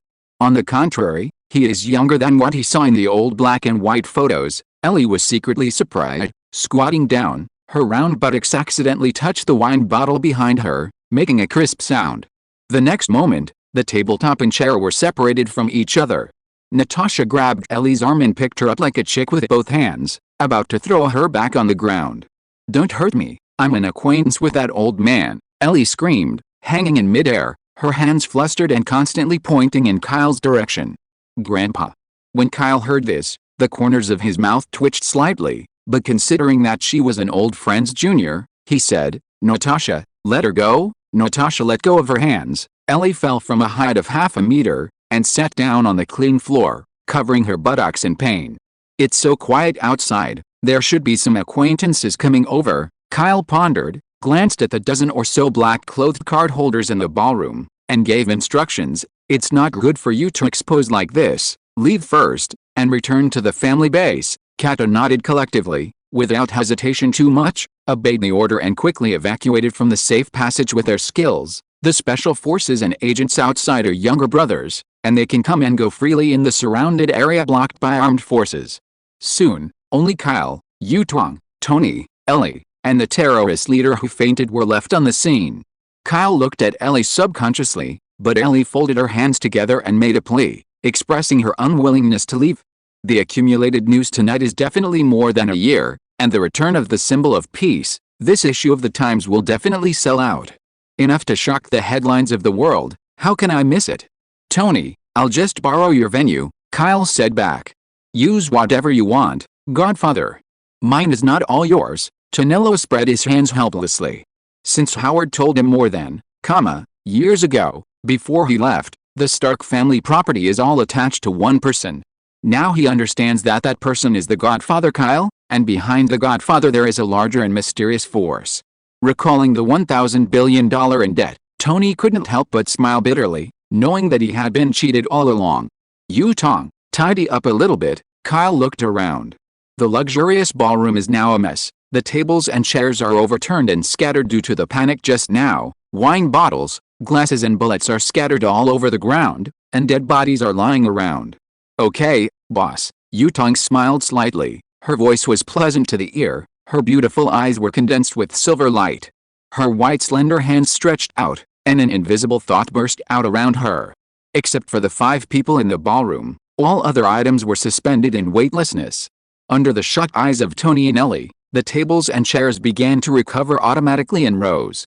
Bullets and other garbage flew into the trash can, and the corpses were neatly piled up in a corner. The fainted leader was automatically strapped to a chair. Finally, a few bottles of precious red wine and Lafite flew out of the wine cabinet, as well as clean glasses. The bottles were automatically opened and half of the wine was poured. This superpower phenomenon is completed within 3 seconds. Even Kyle was a little surprised. At the same time, he separated his mind, finally controlled more than 100 objects and classified them, and the control was perfect. In the past 60 years, Yutong has made great progress in the ability to control thoughts. In a certain way, his ability is definitely not inferior to God. End of this chapter. Thank you very much for reaching the end. Don't forget to like. Looking for more exclusive content and immediate access? Subscribe to our Patreon. Remember, every like, subscription, or donation encourages us to continue. Thanks to everyone. See you in the next video.